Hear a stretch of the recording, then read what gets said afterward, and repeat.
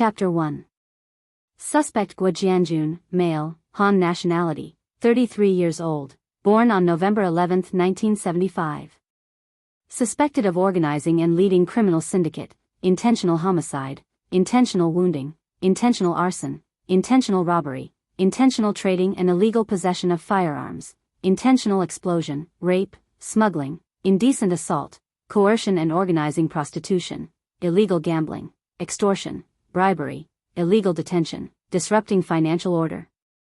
The above crimes have all witnesses and material evidence. After a public trial, the charges are found guilty. After deliberation by the collegial panel, I hereby pronounce the verdict. At this point, the judge looked around and saw everyone standing up. He looked down at the verdict in his hand and read, "Suspect Guo Jianjun is sentenced to death and deprived of political rights for life.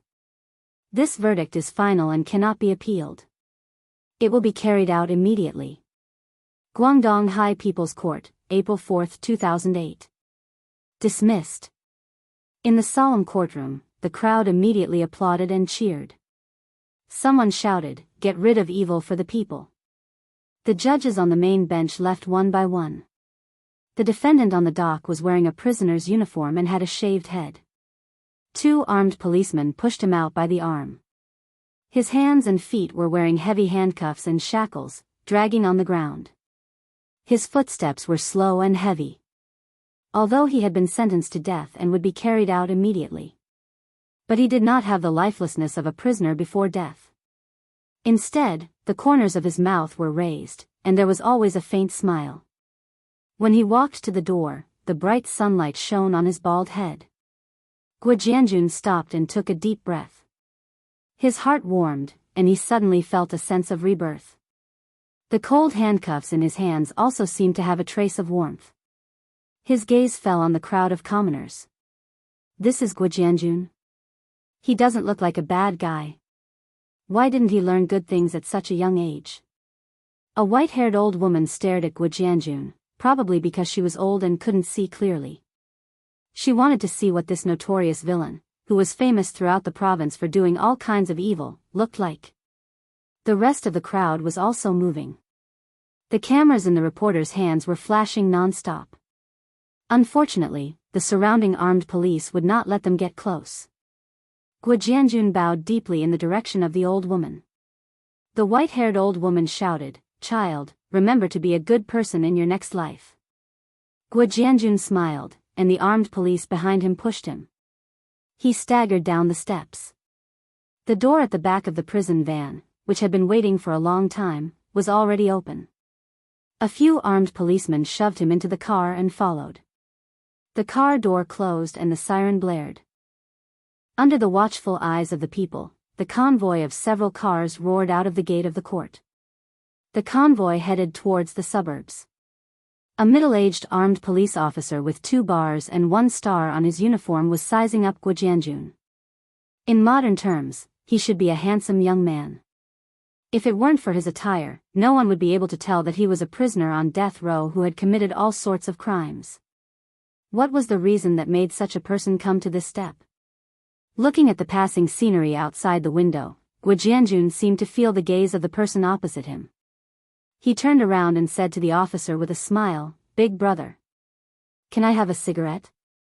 The middle-aged officer had carried out such missions many times, but this person's expression and actions did not seem like someone who was about to die. He could not help but immediately become vigilant and scrutinize the criminal in front of him. The armed police soldiers on both sides also stared at him in unison, their fingers touching the triggers.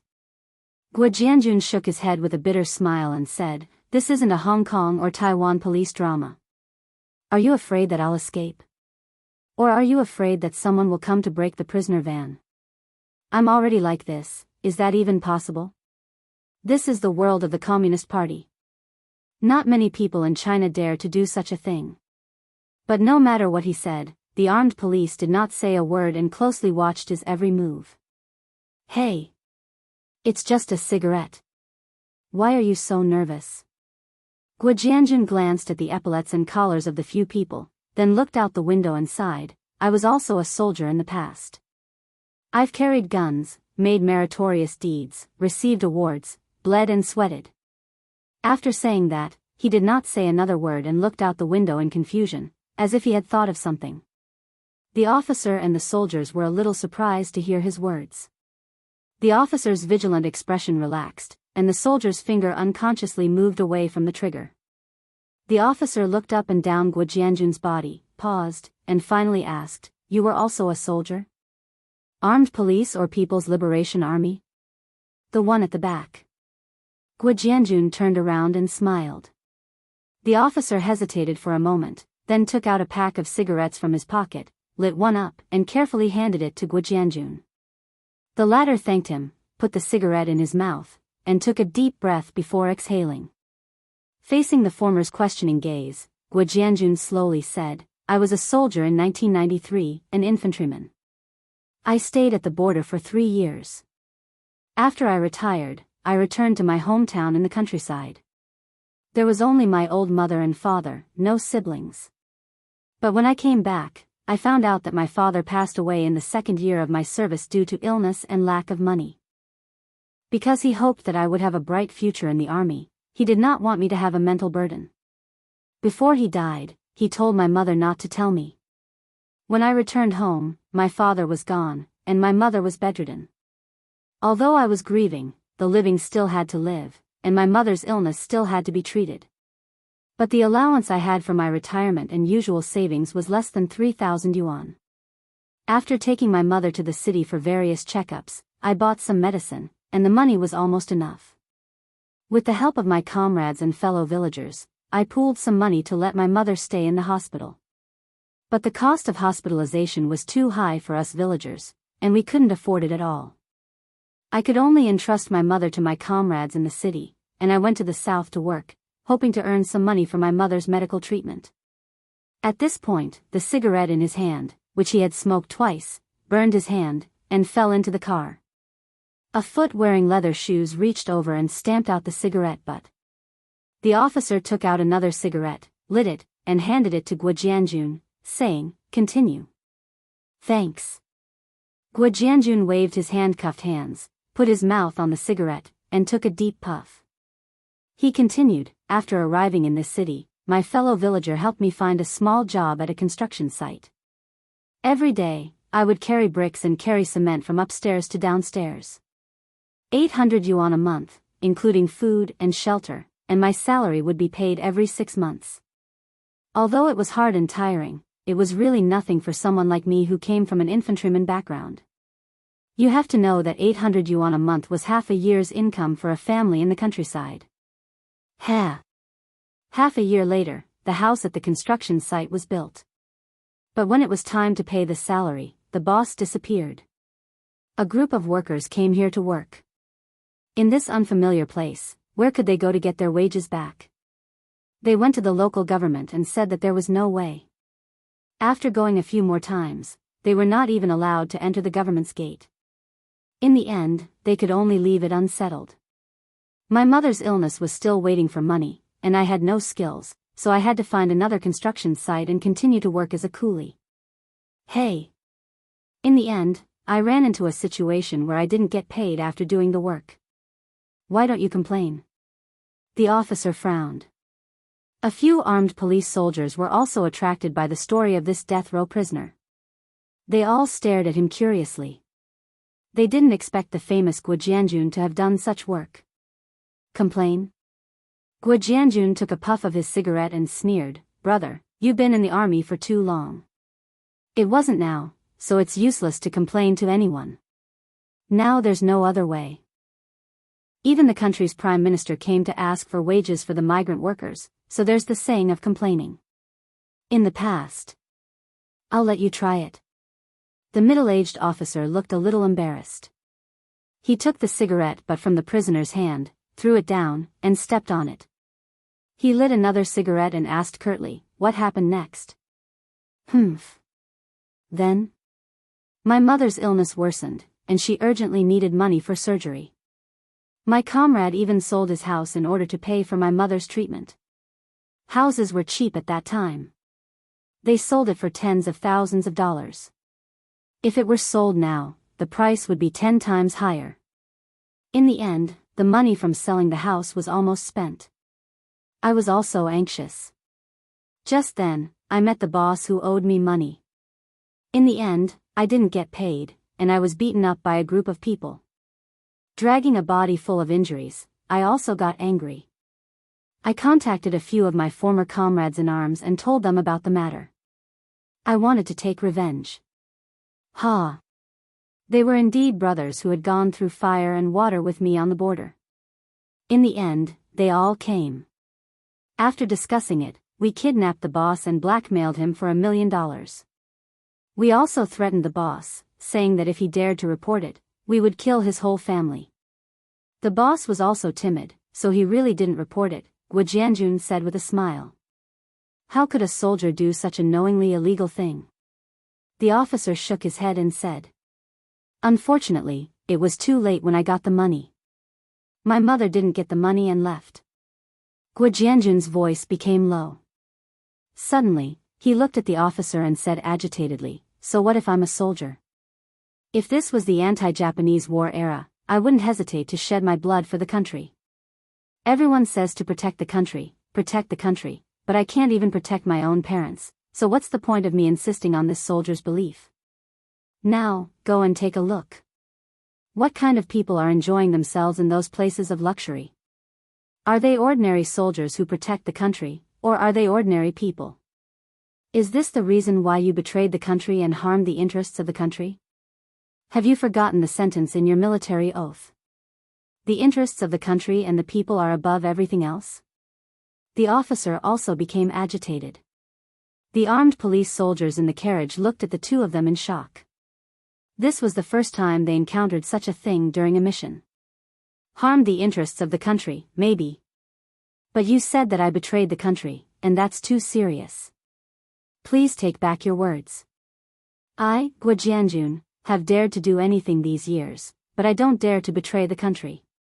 Only traitors would do such a thing. I can bear any crime, but I don't dare to bear the crime of being a traitor. If I have to bear this crime before I die, I won't be able to die in peace. Guo Jianjun stared at the opposite side and sneered. The few armed police soldiers didn't understand what Guo Jianjun meant. The middle-aged officer's emotions calmed down. He stared at him thoughtfully for a while and said slowly, "Don't you regret coming to this point?" Regret? Guo Jianjun laughed and said, "Can one regret in life? Is there any use in regret? People who are in this line of work know that sooner or later, you will have to pay the price. It's just a matter of time. At most, you will be a good man again after 18 years, a good man again?" The officer couldn't help but laugh and said, "Have you read too many wuxia novels?" "Ah. Not more and not less." "Oh right, let me introduce you to a place to read novels.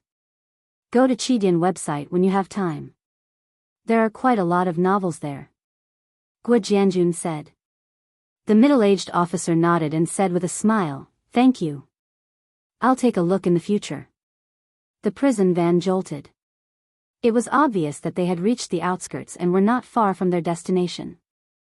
Guo Jianjun glanced at the armed police soldier sitting in the innermost corner. The soldier had been wearing a black hood and had not taken it off since the beginning. He couldn't help but ask the officer, later, "Will that brother send me on my way?" The officer nodded and didn't say anything else. Guo Jianjun shouted to the armed police soldier wearing a black hood, "Brother. Oh, please. Later, be steady and give me a quick death." But no one paid attention to him. Maybe it was because they were almost at their destination. Before he died, Guo Jianjun leaned his head against the wall and swayed with the van. Yesterday's prosperity was like a dream. He had beauties in his arms, but in the blink of an eye, it was like a fleeting cloud. An old song came to his mind. He couldn't help but murmur, last night's stars have fallen and disappeared in the distant Milky Way. I want to remember, but I've forgotten." The van slowed down and came to a sudden stop. Guo Jianjun was dragged out of the van. He looked up at the sky that had become overcast with lightning and thunder. After the police and armed police negotiated, they pushed him to the designated place of execution. The executioner was loaded with bullets. The black muzzle was aimed at the prisoner, and his finger was on the trigger. Just when he was about to pull the trigger, he heard a clap of thunder in the sky. Guo Jianjun, who had already closed his eyes, suddenly opened them. A purple bolt of lightning struck from above. He only felt his body go numb and gradually lost consciousness. Before his consciousness dissipated, he asked himself in his heart, "Do I really deserve to die? Do I deserve to be struck by lightning?" The death row prisoner's charred body instantly collapsed. The police and armed police were all stunned. After the commander came back to his senses, he called the forensic doctor over to check. After a while, the forensic doctor stood up and shook his head. "He's already dead." Standing in front of the blurry corpse, the commander looked at the camera in front of him. Fortunately, he had recorded it. Otherwise, he wouldn't be able to explain himself. He then took the executioner's gun and pressed it against the corpse's heart. Bang! He added another shot and muttered, "You were executed according to the law, not by lightning." Chapter 2. What is licking my face? Am I not dead? Guo Jianjun didn't believe in the underworld. The first thing he thought of was that he was not dead. He struggled to open his heavy eyelids. The sun was shining brightly through the branches at the top. It was dazzling. "I'm really not dead." This was his thought when he opened his eyes. A big red tongue was swaying in front of him. He rolled his eyes. A dog's head was in front of him. It was a big yellow dog. The dog saw that he was awake and jumped up and down excitedly. Guo Jianjun was slightly stunned. Then he felt very weak. He struggled to support his body with his hands. Before he could sit up completely, his hands went soft and he fell down again. Damn! This is hunger. Guo Jianjun participated in field survival training in the army. He was very familiar with this feeling. But his body was so weak that he was not far from death. He was a little panicked. He just survived from the government, and now he was starving to death. Damn! How long have I slept? Why am I so hungry? Guo Jianjun clearly knew that this situation meant that his body had reached a very dangerous state. A bowl of sugar water would be good. It could help him recover some of his strength quickly. But it was obviously impossible in the current situation. What should I do? I can't wait to die here. I need to eat something. Looking around, Guo Jianjun's head was about to explode, but he couldn't think of any way. The big yellow dog saw that he was not moving again. It panted and leaned over. "I got it. It's very nutritious. It's a good thing to recover strength." With a goal, Guo Jianjun was ready to make his move. Survival was more important than anything else. He touched the ground with his hand and held a stone in his hand.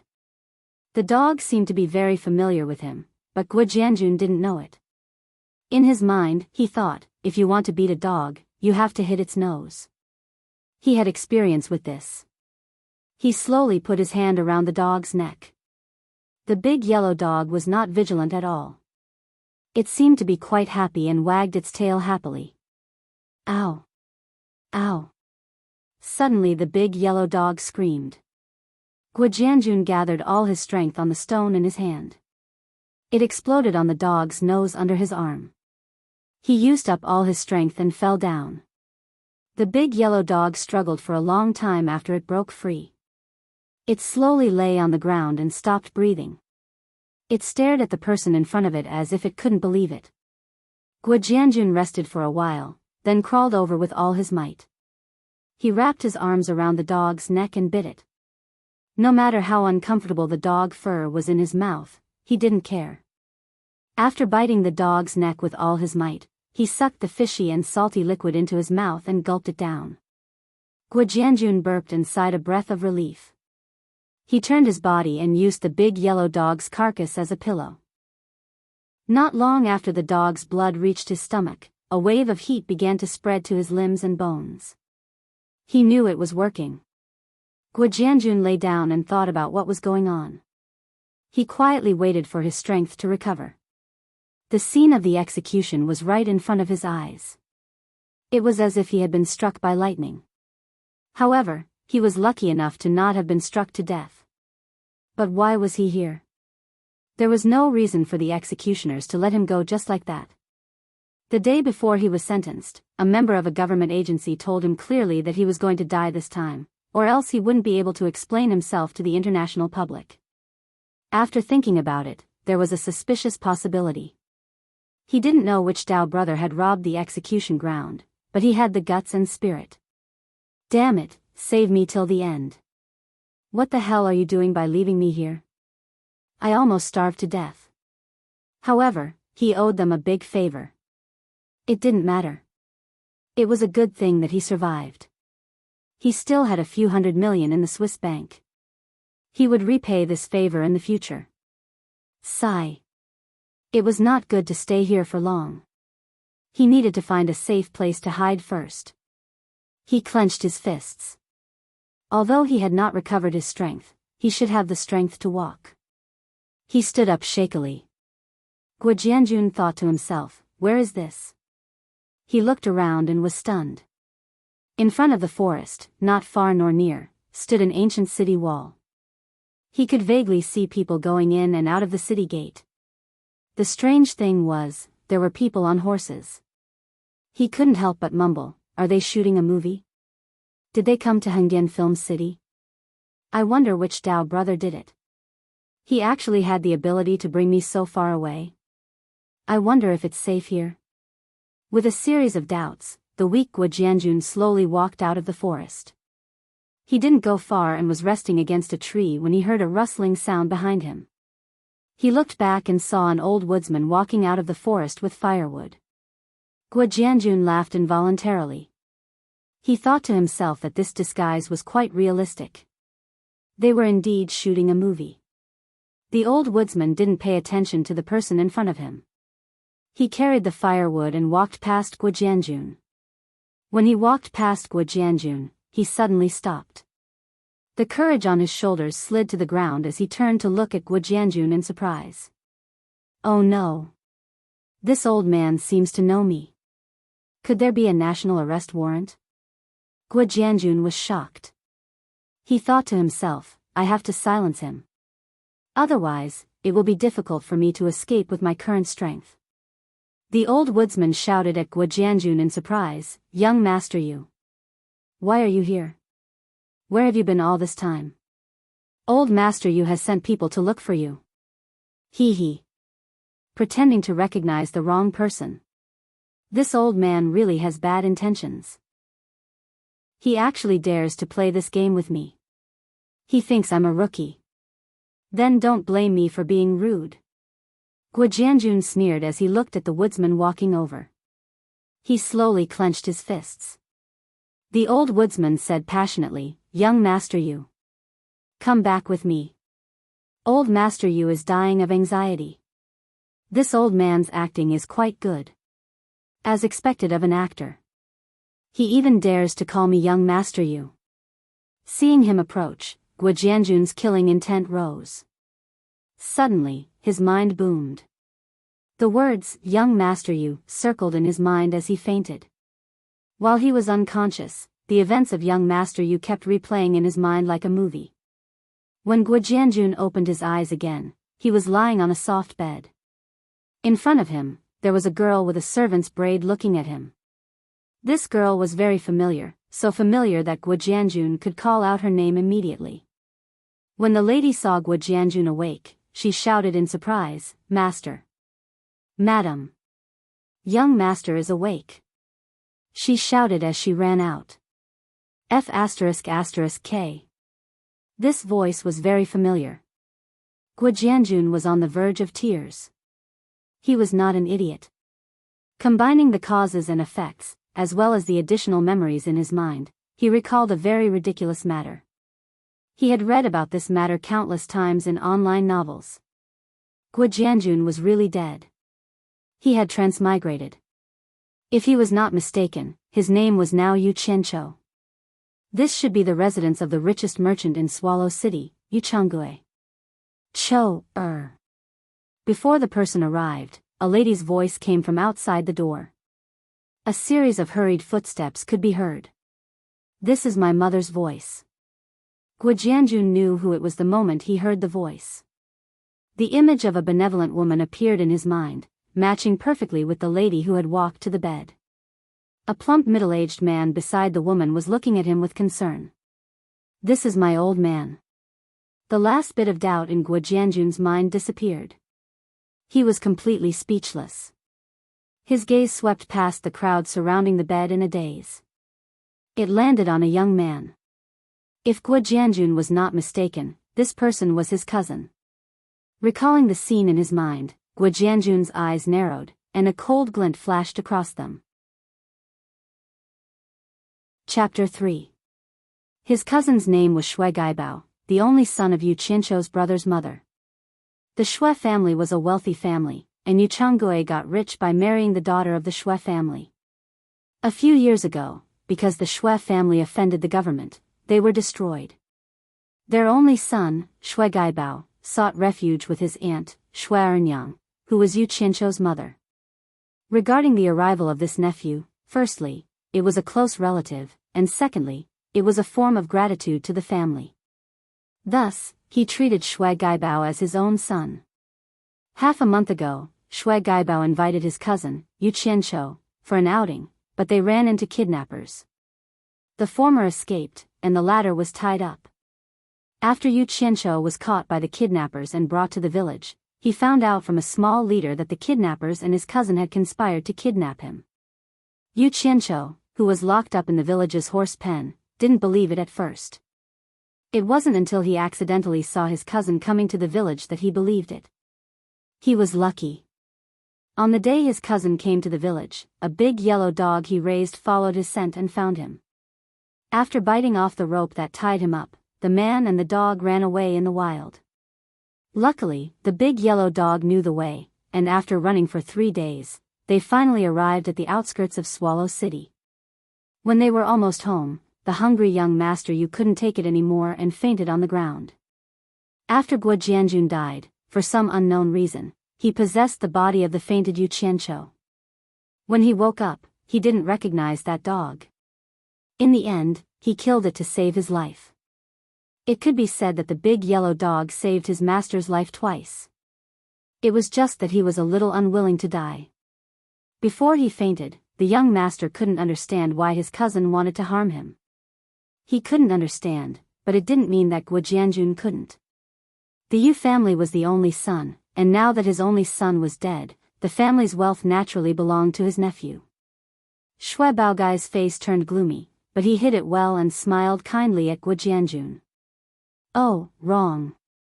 He should be called Yu Qianshou now. Son of AB*TCH, it seems like you won't give up on killing me. If I'm killed by you again, I'll have wasted all these years of being a big brother." Yu Qianshou thought to himself. "You ungrateful thing, see how I'll deal with you." The doctor came, took her pulse, and told her that her body was still a little weak, but it was not a big problem. She would be fine after a few days of rest. After a while, only the serving maid was left in the room. Yu Qianshou didn't say a word. His mind was still in a mess. His thoughts were constantly going back and forth, and he needed to sort them out. After some time, Yu Qianshou finally understood the ancient costumes in front of him. According to the saying of his previous world, this was an authentic ancient era. But apart from language, this ancient era did not belong to any dynasty that he knew of. He did not know what kind of place he had transmigrated to. He only knew that this place was called the Huaxia Empire. The meaning of the name was still acceptable according to his understanding in his previous world.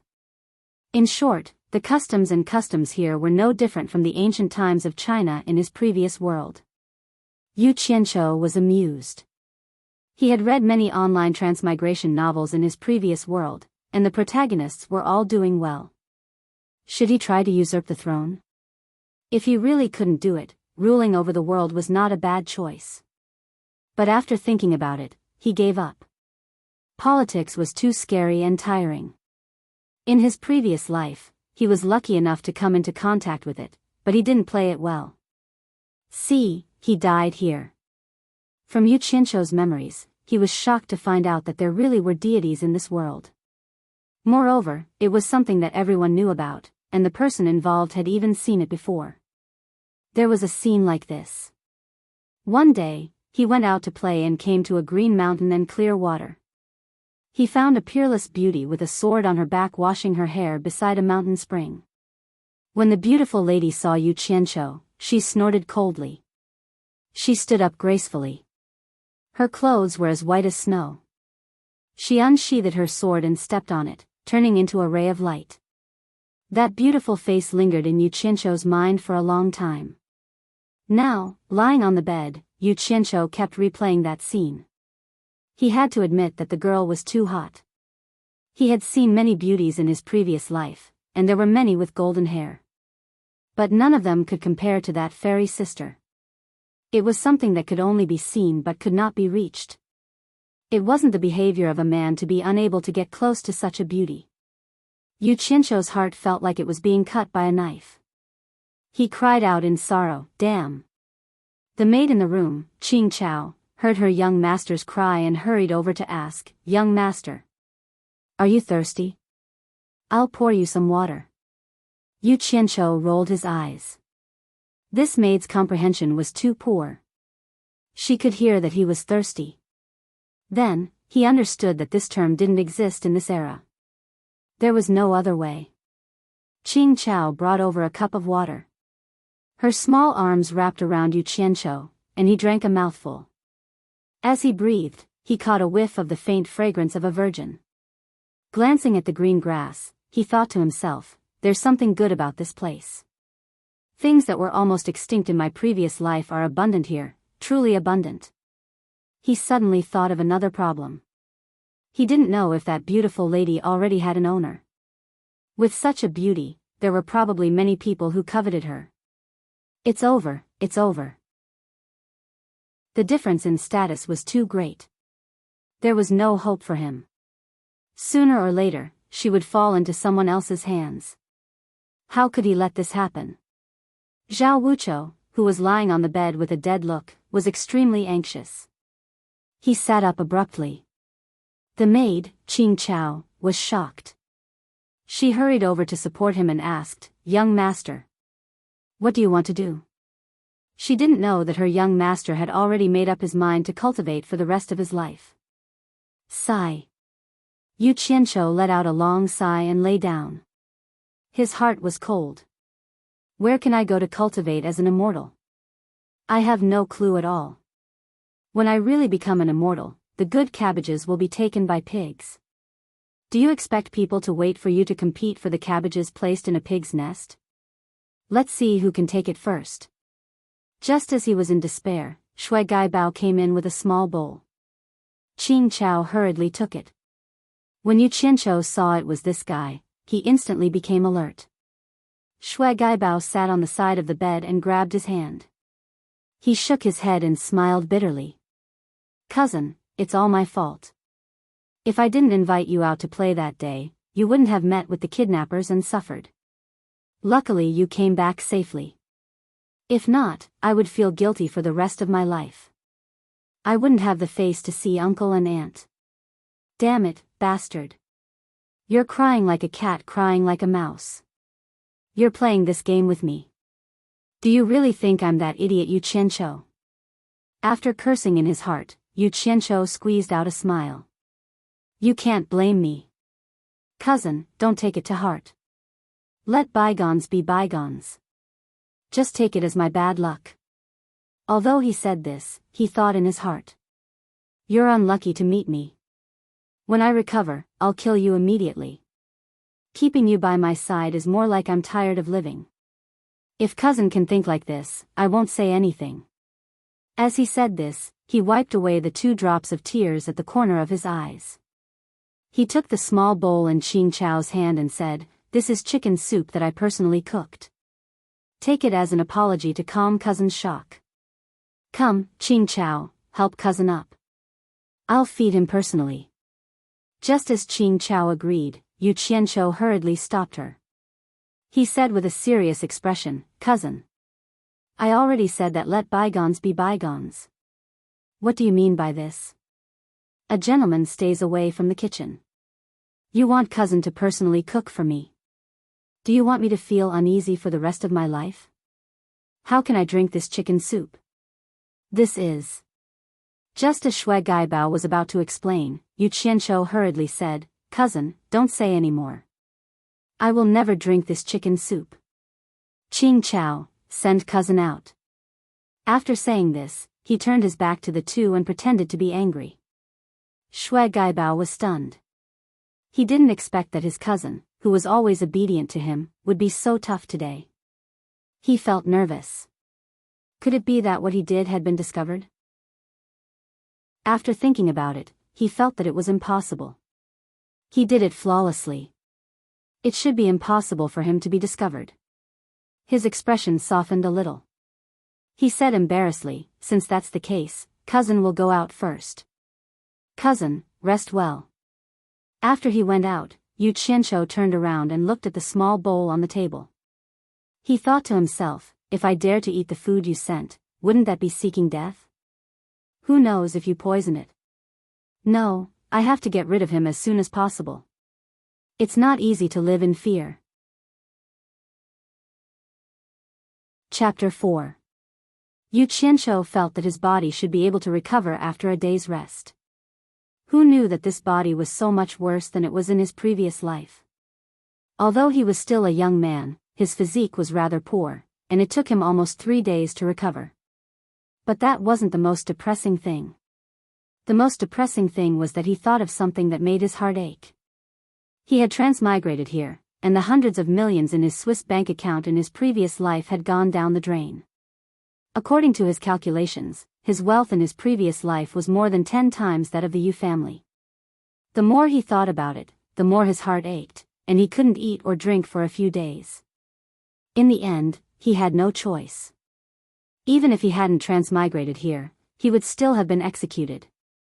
The most tragic thing in life was when a child wanted to be raised, but his parents weren't around. Guo Jianjun's parents died young, and he couldn't fulfill his filial duties. Now, it had become Yu Qianzhou. Many times a day, his parents showed great concern for him. Soon, his heart, which was hurt from losing a large sum of money, was healed. Facing the two elders, he treated them as his own parents from the bottom of his heart. Yu Qianzhou, who was strolling in the Yu family's garden, thought about many things. The education he had received in his previous life made him feel an invisible pressure when facing the country and its people. No matter how outrageous some things were, there was still a bottom line that he didn't dare to cross. But it was different now. There was no relationship between here and there. Bosqua, no, it should be young Master Yu, had made up his mind to do whatever he wanted here. Right now, all he could think of was how he could get rid of Shui Gaibao. He couldn't think of a proper solution even though he had a headache thinking about it. His biggest concern was his parents, especially his mother, who treasured the only child of the Shui family. Flowers were in full bloom in the garden. Yu Qianzhou thought about it a few times, but he still couldn't come up with a good idea. Looking at a golden chrysanthemum, young Master Yu stared at it for a long time, until he let out a deep breath and reached out to pluck the chrysanthemum. He put it under his nose and sniffed the fragrance. He narrowed his eyes and murmured, "Indecisiveness leads to chaos. Damn it. For the past few days, I've been living in fear even when I'm eating and drinking. If this goes on, even if I don't get killed by him, I'll scare myself to death. I'm about to have a nervous breakdown. Wasn't he the only son of the Shui family? I'm the only son of the Yu family. Why should I have to suffer like this? You can do it, but I can't." After Yu Qianzhou left, the garden was quiet. On the clean stone path, there was only a crushed chrysanthemum. Shui Gaibao was quite happy. His cousin had been lukewarm to him for the past few days, but today he actually asked him to drink wine and admire the moon in the backyard. She had always thought that she had been exposed by Yu Qianzhou previously, causing her to feel uneasy. It seemed like she had been worrying too much. After the defeat of the Shui family, he sought refuge with his aunt. As a member of the Yu clan, they had never treated him unfairly. But the days of living under someone else's roof made him, who was used to being a young master, feel uncomfortable, as if needles were pricking his back. His aunt had given him quite a bit of pocket money, but compared to the extravagant spending at home, it was still a little hard to make ends meet. With young Master Yu suppressing him, it was not up to him, young Master Shui, to point fingers here. Over time, hatred was buried in his heart. Once, drinking alone in a restaurant, he grumbled after getting drunk, "Yu Changgui, if not for my Shui clan, you wouldn't be where you are today. But you only give me 100 taels of silver every month, how ungrateful."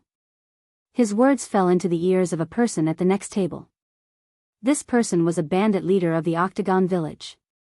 After knowing that Shui Gaibao was the nephew of the richest man in Swallow City, Yu Changgui, he wanted to befriend him. In the end, the two hit it off. After that, they decided to kidnap Yu Qianshou and blackmail Yu Changgui, intending to kill him after getting the money. This way, the Octagon village could get the money, and Shui Gaibao could inherit the Yu clan's assets. However, to their surprise, even though they had kidnapped Yu Qianshou, he managed to escape.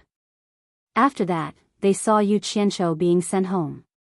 Afraid that the matter would be exposed, Shui Gaibao wanted to kill him again. But his uncle, Yu Changgui, had sent people to guard him day and night, so he never had a chance to make a move. He was originally quite worried, but today, his cousin came to invite him to drink and admire the moon with a smile. His heart was finally at ease. His cousin obviously did not know that the matter was related to him. It was good that he did not know, he would find a chance next time. After the servant girl helped him tidy up his clothes, Shui Gaibao happily went to the banquet. On the stone table in the garden, food and wine were prepared. Yu Qianshou guarded a lantern, waiting alone. The candlelight flickered, shining on his face. His fingers were lightly tapping on the stone table when the sound of footsteps could be heard. Yu Qianshou's cold eyes swept towards the entrance of the garden, his face changing into an eager smile. "Cousin. You made me wait for a long time." Yu Qianshou stood up with a smile. Shui Gaibao walked over and pointed at himself, saying, "My clothes are not neat, how can I come to cousin's date? We are a family, there is no need to care so much. Cousin, sit." Yu Qianshou invited him to sit, picking up the wine jug to pour wine for him. As he raised his hand, he accidentally touched the lantern on the table. The lantern fell to the ground, the flame extinguishing, and it was instantly dark. Yu Qianshou said, "Look at how clumsy I am. Cousin, don't rush, just light it up again, I will pick it up." Shui Gaibao finished laughing and bent down to pick it up. Just as he stood up, he saw a black shadow smash towards him. Shui Gaibao grunted and fell down. Under the moonlight, Yu Qianshou held a rod, going around the stone table, holding the rod with both hands, smashing the head of the person on the ground. After a while, he finally stopped moving and kicked the floor, saying, "Damn it. I can't be bothered to talk to you, I'm afraid you won't die." The candlelight was lit up again, and young Master Yu took the lantern and shone it at the mangled corpse on the ground, then poked it with the rod. Seeing that it was dead, he nodded. Putting the lantern back on the table, he poured a cup of wine and drank it in one gulp, smacking his lips, saying, "Finally rid of this scourge, I can sleep in peace." Nice. Old Master will have to worry about the rest, I don't believe he will send me, his only son, to the authorities. With that said, he picked up the rod and walked away, muttering. One could faintly hear him saying, "Fuck. I can't even find a suitable weapon in such a huge Yu residence, forcing me to find such a thick rod from the firewood pile." Young Master Yu carried the rod to the kitchen, threw it into the stove, and left. He went around to the entrance, found a corner, and squatted down. After squatting for a while, Yu Qianshou felt that something was missing, touched his chest, and was stunned. He sighed, "I have to quit even if I don't want to, damn it. Where am I going to find cigarettes to smoke?" The door opened, and Yu Changgui, who had just finished socializing, returned with 2 attendants. He had just taken a few steps when he suddenly heard someone shout, "Father." It was his son's voice. Yu Changui was stunned, and he turned to see Yu Qianqiu squatting in the shadow of the corner. He couldn't help but frown, saying, Why are you squatting here? You just recovered, be careful not to catch a cold. Father. I have something to tell you. Yu Qianqiu walked over slowly. Yu Changui knew that his son had been waiting here for him, and this was the first time he had seen him like this. He said to the attendants behind him, Go back and rest. The two of them respectfully retreated. What's the matter? Yu Changui asked in a loving tone. Yu Qianqiu said, Father, follow me. The former did not ask any more questions, and followed his son to the garden. Yu Qianqiu picked up the lantern on the stone table, and it illuminated the corpse on the ground. Yu Changui looked in the direction of the candlelight, and the person lying on the ground was badly mutilated, and his head was smashed into a pulp. He could no longer tell who it was. However, he could still tell from the clothes of the people in the Yu residence, and he could vaguely guess who the corpse on the ground was. He frowned slightly, and said, It's your cousin? Yu Qianqiu nodded, and observed his father's expression. Seeing that his father did not have much of a reaction, he thought to himself, I was right. For a business to be this big, how could it be simple? Yu Changui sat down on the stone bench, stared at his son, and asked, Why did you do this? Did he have anything to do with your previous kidnapping? His son did not directly answer him, and only filled up the wine cup in front of his father, saying, The wine and dishes are clean, no one touched them. After saying that, he filled up his own cup, sat down, and after drinking a cup, he slowly told his father what had happened. The more Yu Qianqiu spoke, the darker Yu Changui's face became. When the former finished, the latter slammed the table, and said angrily, As expected, it's this unruly bastard. He actually wants to end our Yu family's line. I have long suspected that it was him. If it wasn't for your mother, I would have made him beg for death. Father.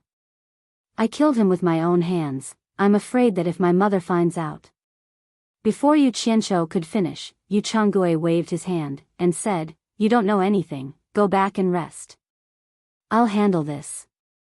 Got it, father. Then I'll go wash up and sleep. Yu Qianqiu asked, and his father nodded. Seeing his son leave indifferently, Yu Changui was slightly surprised. He did not expect his son to kill someone with his own hands, and even more so, he did not expect his son to be so calm. He knew how much mental fortitude was required to do this. It seemed like he had been stimulated by this kidnapping, but now, it seemed like it was not a bad thing. At least it was better than being a muddle-headed young master. After drinking a cup of wine, he sighed, My Yu family finally has a successor. I haven't been a big brother for many years, I don't like the cold bedside, don't force me to miss, don't force me to cry, I'll fall out. After getting rid of the worry in his heart, Yu Qianqiu lay on the bed, crossed his legs, and hummed a song, and slowly fell asleep. Chapter 5. He slept until the sun was high up in the sky. When he got up, he sat on the edge of the bed in a daze. It was unbelievable that he had changed from Guojianjun to Yu Qianqiu. He murmured, Yu Qianqiu, this name has a good meaning. It means there are no worries, right? I wonder what he looks like in person. Thinking of this, he called for his maid, Qingqiao, to help him wash up and change his clothes. After that, he sat in front of the bronze mirror. The bronze mirror was not as clear as the mirror in his previous life. Yu Qianqiu was a little listless. No matter how unclear he was, he could roughly see his appearance. Compared to the handsome boss Gua in his previous life, his current appearance was simply too ordinary. The only good thing about him was that he was younger than in his previous life. He was only 16 years old this year. He comforted himself by thinking that it was probably the mirror's problem. He ordered Qingqiao to prepare a basin of ink. His ordinary face was reflected in the basin. Yu Qianqiu completely gave up. Last night, he was still dreaming of an immortal sister, a handsome man and a beautiful woman. Now, he could only dream. Someone reported to the authorities that the bodies of a man and a woman were found outside the city. After an investigation by the authorities, they confirmed that the dead were Shui Gaibao and his personal maid from the Yu residence. They had probably encountered bandits and were killed. After the Yu residents received the news, they sent people to confirm the identities of the dead. When she learned that Shui Gaibao was dead, Shui Ernyang cried her heart out. However, the authorities could not find out who the murderer was. When Yu Qianzhou found out, he could not help but admire his father's ruthlessness. He did not expect that Yu Changgui was afraid that the news would leak, so he killed the maid as well. A few days later, a funeral was held in the Yu residence. There were a lot of monks and Taoists, and it was noisy for a few days. The father and son also pretended to be sad. They did not need to be taught to do this, and they pretended to be good at it. Shui Ernyang had been crying for the past few days, nagging about how the Shui family was going to die out without descendants.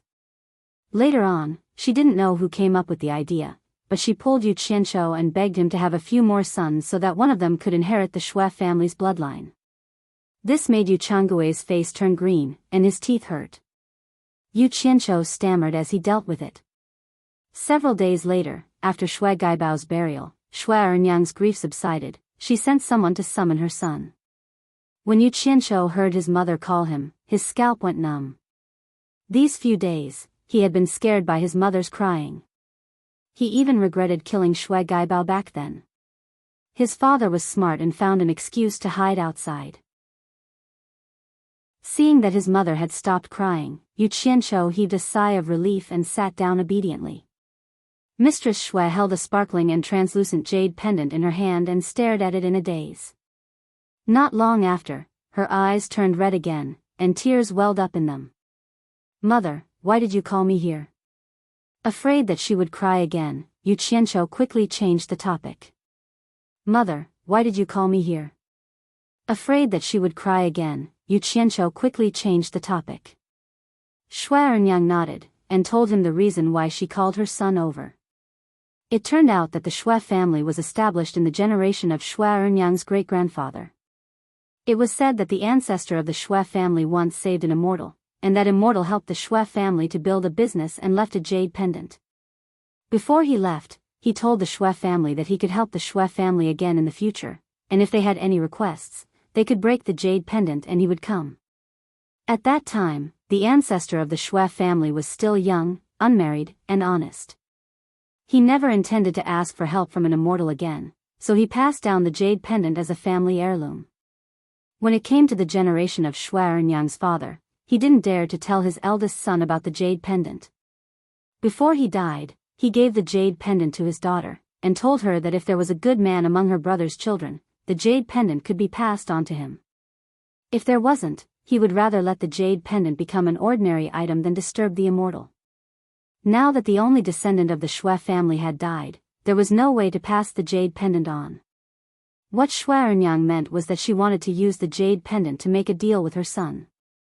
As long as her son promised to adopt one of his children to inherit the Shui family's bloodline, she was willing to leave the jade pendant in her hand to her son, and not pass it on to the Shui family. After listening to his mother's words, Yu Qianzhou's eyes immediately emitted a green light. He stared at the jade pendant in his mother's hand, and swallowed with difficulty. Ever since he found out that there were immortals in this world, he had been obsessed with them. He had never expected that this matter, which he had been unable to find a way out, would be in the hands of his mother. However, when his mother brought up the matter of adopting a son, her father strongly opposed it. In this world, the responsibility of having children was as great as the heavens. The Yu family didn't have a lot of people to begin with, and for 3 consecutive generations, they only had one son.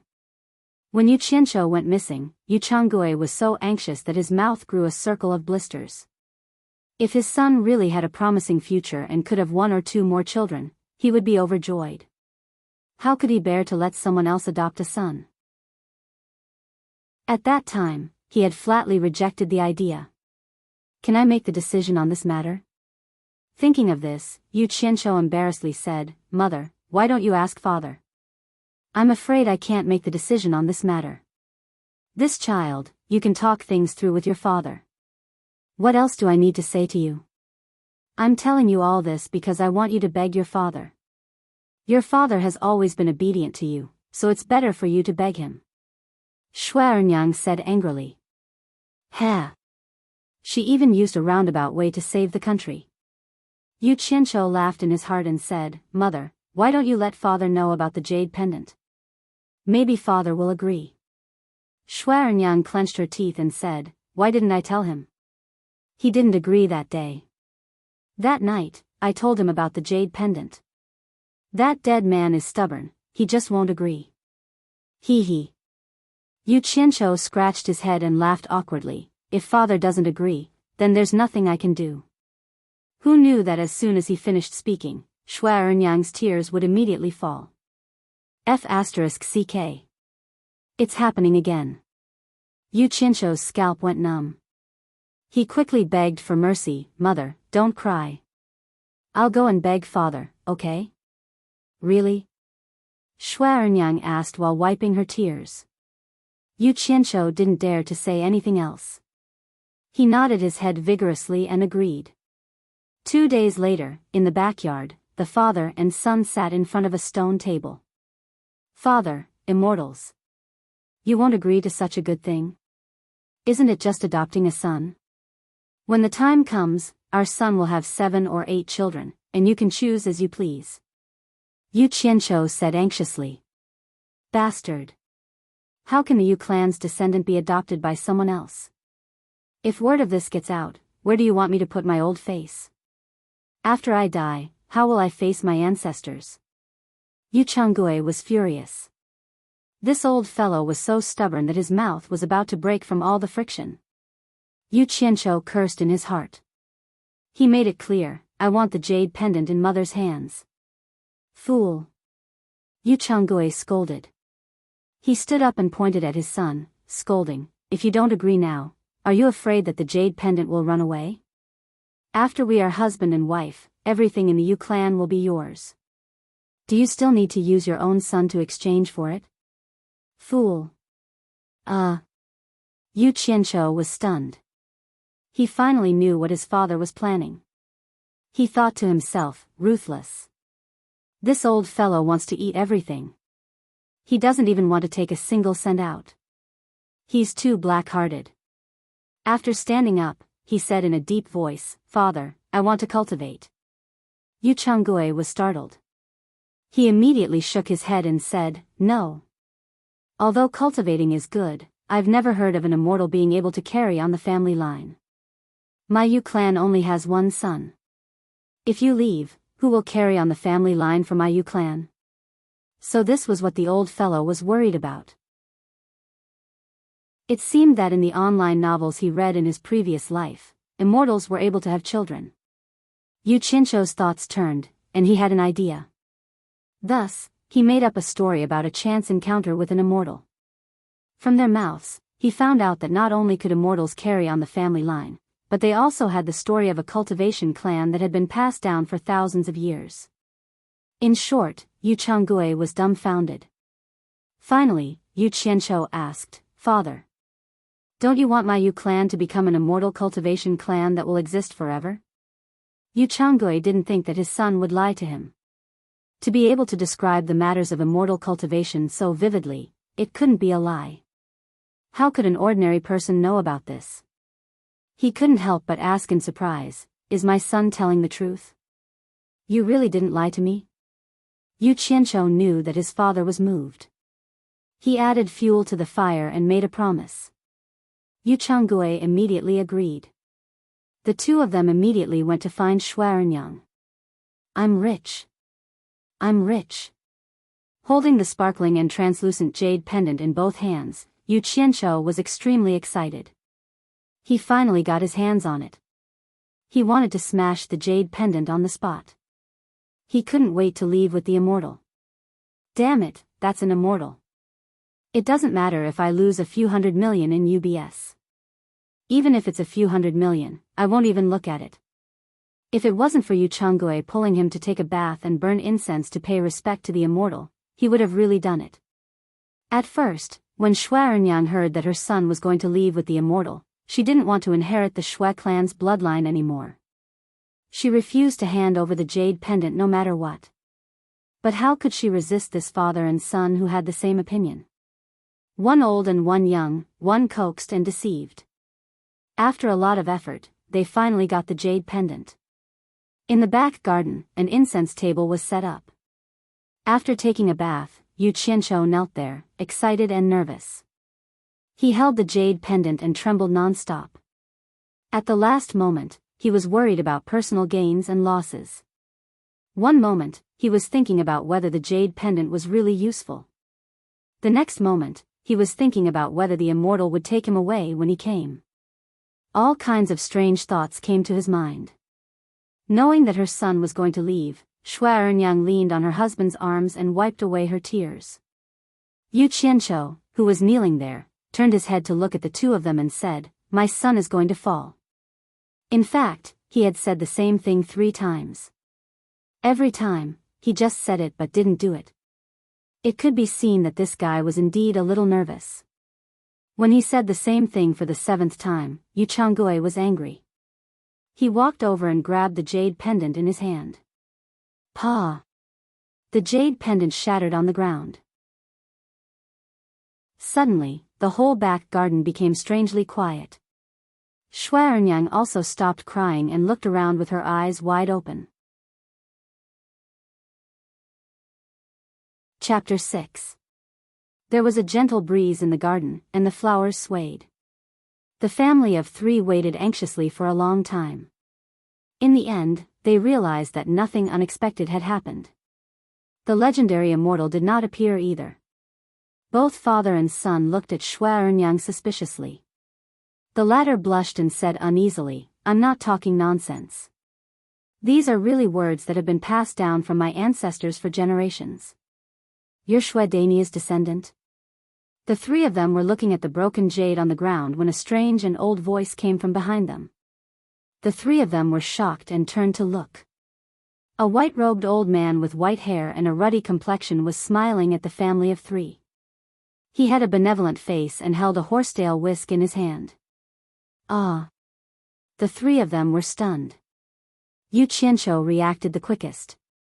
He thought, such an awesome look, just like the ones on TV. It would be strange if he's not an immortal. He knelt down first. With their son taking the lead, the husband and wife also knelt down without a word. Shui Ernyang replied, "Shui Ernyang is my great-grandfather." Haha. Since you're the descendant of an old friend, there's no need to be so polite. Get up. The old man said with a smile. After the 3 of them stood up, the old man asked again, "May I know why you called me here?" The family of 3 looked at each other, not knowing what to say. Yu Qianqiu clenched his teeth and knelt down. "I want to ask old immortal to take me as your disciple and bring me to cultivate." "Get up and talk." The old man raised his hand and said. Yu Qianqiu thought, "Damn it. You haven't agreed yet. Can I get up now?" It seems that people in the past had to kneel until the other party agreed to take them as their master. The old man looked at him meaningfully. Yu Qianqiu's heart skipped a beat. He thought, it can't be. Could it be that he can tell what I'm thinking? The celestial paced around and sighed, "Shui Dainyi has done me a favor. When I left back then, I divined that his descendants would have no descendants, so I left this psychic jade pendant behind. I wanted to help Shui family resolve this disaster to repay his kindness. Now it seems." Sigh. He shook his head and looked at Yu Qianqiu before continuing, "Young man, I'm not belittling you, but your physique is extremely poor. Immortal cultivation is not suitable for you at all. Even if I bring you back to the mountain, you won't have any future to speak of. You have to think carefully. Why don't you change your request?" When Yu Changgui and his wife heard the old immortal's words, they deeply agreed and looked at their son worriedly. Holy shit! The old man spouted so much nonsense. In the end, he just wanted to go back on his word. Change the request? What haven't I played before? Do you think there's anything else in this broken place that can attract me other than immortals? Where else could he find such a good opportunity after losing it? Damn it. I don't want to trade. Let's see who is thick-skinned. This was what Yu Qianqiu thought to himself. He didn't say anything. He purposely looked at the broken jade on the ground and kowtowed without moving.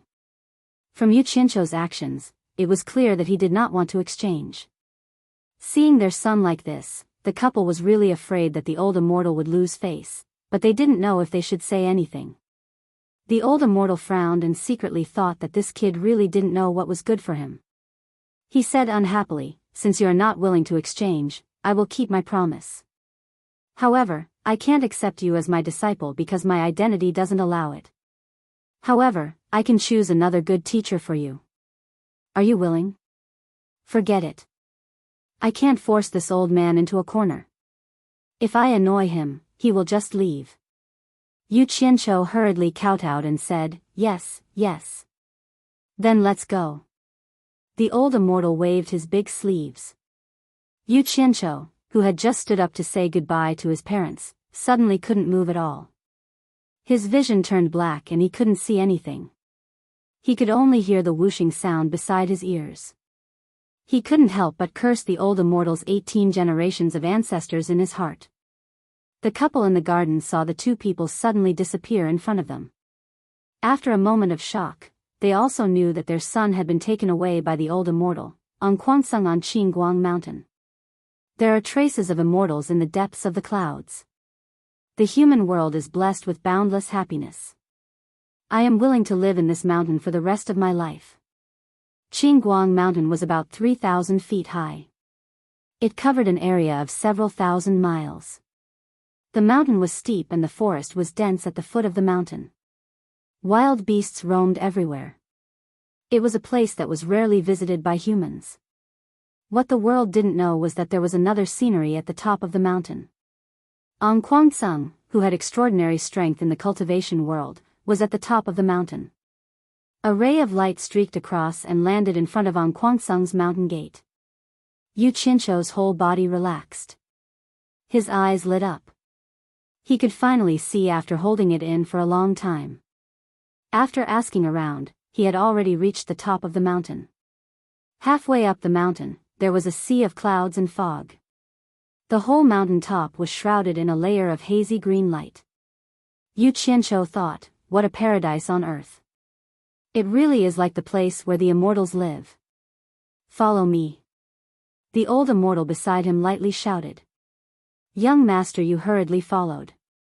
When the two boys guarding the mountain gates saw the old immortal, they bowed together and said, "Greetings, sect master." The old immortal nodded. Yu Qianzhou got a fright. His little heart thumped and he thought, "My God, it's the sect master. Incredible. So this old guy is also a gang leader. He was in the same line as me in my previous life. We're both bosses." He hurriedly followed. Along the way, many people bowed to the old immortal. Yu Qianzhou then came to a big hall. The big hall was made of wood and stone. It was spacious and majestic. The kid muttered in his heart, "If this place was developed as a tourist attraction in my previous life, with a unique natural environment and scenery, I would definitely make a fortune. The mountain is too high. The first thing to do is to build a cable car at the top of the mountain." After Yu Qianzhou followed the old immortal into the big hall, many old men stood up from the praying mats and bowed. "Sect Master Shixiang." The old man smiled to the two sides and walked straight to the praying mat in the center and sat down. Yu Qianzhou obediently stood by his side. The others also sat down, but they all stared at Yu Qianzhou and sized him up. The old immortal smiled and explained, 100 years ago, I owed someone a favor of saving my life in Swallow City.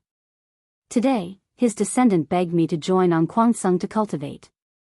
In order to repay this favor, I can only bring this young man up the mountain. To be honest, his physique is extremely poor. He's not suitable for cultivation at all. I wonder which junior brother is willing to give me face and accept him. Just treat him as an errand boy. F***CK. Old fart, you're talking about me like this. So many people aren't giving me any face at all. You actually want me to do errand boy? Just you wait. One day, I'll tear apart your bullsh*t on Quangsung. Yu Qianzhou kept cursing in his heart, but he didn't dare to show it on his face. He knew that he had to lower his head when he was under someone else's eaves. However, looking at the group of old men in the big hall, it seemed that not many of them liked him. No one was willing to accept him as a disciple. After holding it in for a long time, a sloppy old man sitting at the very back stood up and said, "Then follow me. I don't have a disciple anyway." The sect master, whose face had gradually darkened, smiled and said, "It's been hard on junior brother. Quickly go and acknowledge him as your master." The last sentence was said to Yu Qianzhou, who was beside him. Yu Qianzhou hurriedly ran over and kowtowed 3 times to the sloppy old man. Disciple Yu Qianzhou pays respect to master. The old man smiled. After calling him up, he said to the sect master, "Sect master Shixiang. Then I'll bring him back first." The sect master nodded. The group of people congratulated him for taking in a good disciple. The old man smiled and shook his head. He led Yu Qianzhou away. The latter cursed in his heart, "A bunch of bastards who will die a horrible death." Chapter 7. Yu Qianzhou, right? The master who was walking in front asked indifferently. The disciple behind quickly replied, "Yes, master." His voice was very respectful, and even a little flattering. "His foundation is terrible, only this name is a little interesting." The master nodded, and asked, "Why do you want to cultivate?" The disciple immediately replied, "To subdue demons, to uphold justice." The master stopped, turned around, and interrupted him, "Don't talk to me about these useless things. Answer me honestly. If I tell you the truth, and you don't chase me away, I'll tell you, to pick up girls. Do you understand?" The disciple thought this in his heart, but he smiled awkwardly and said, "Master's eyes are really sharp, I can't hide my thoughts from you. To pick up girls, to be immortal.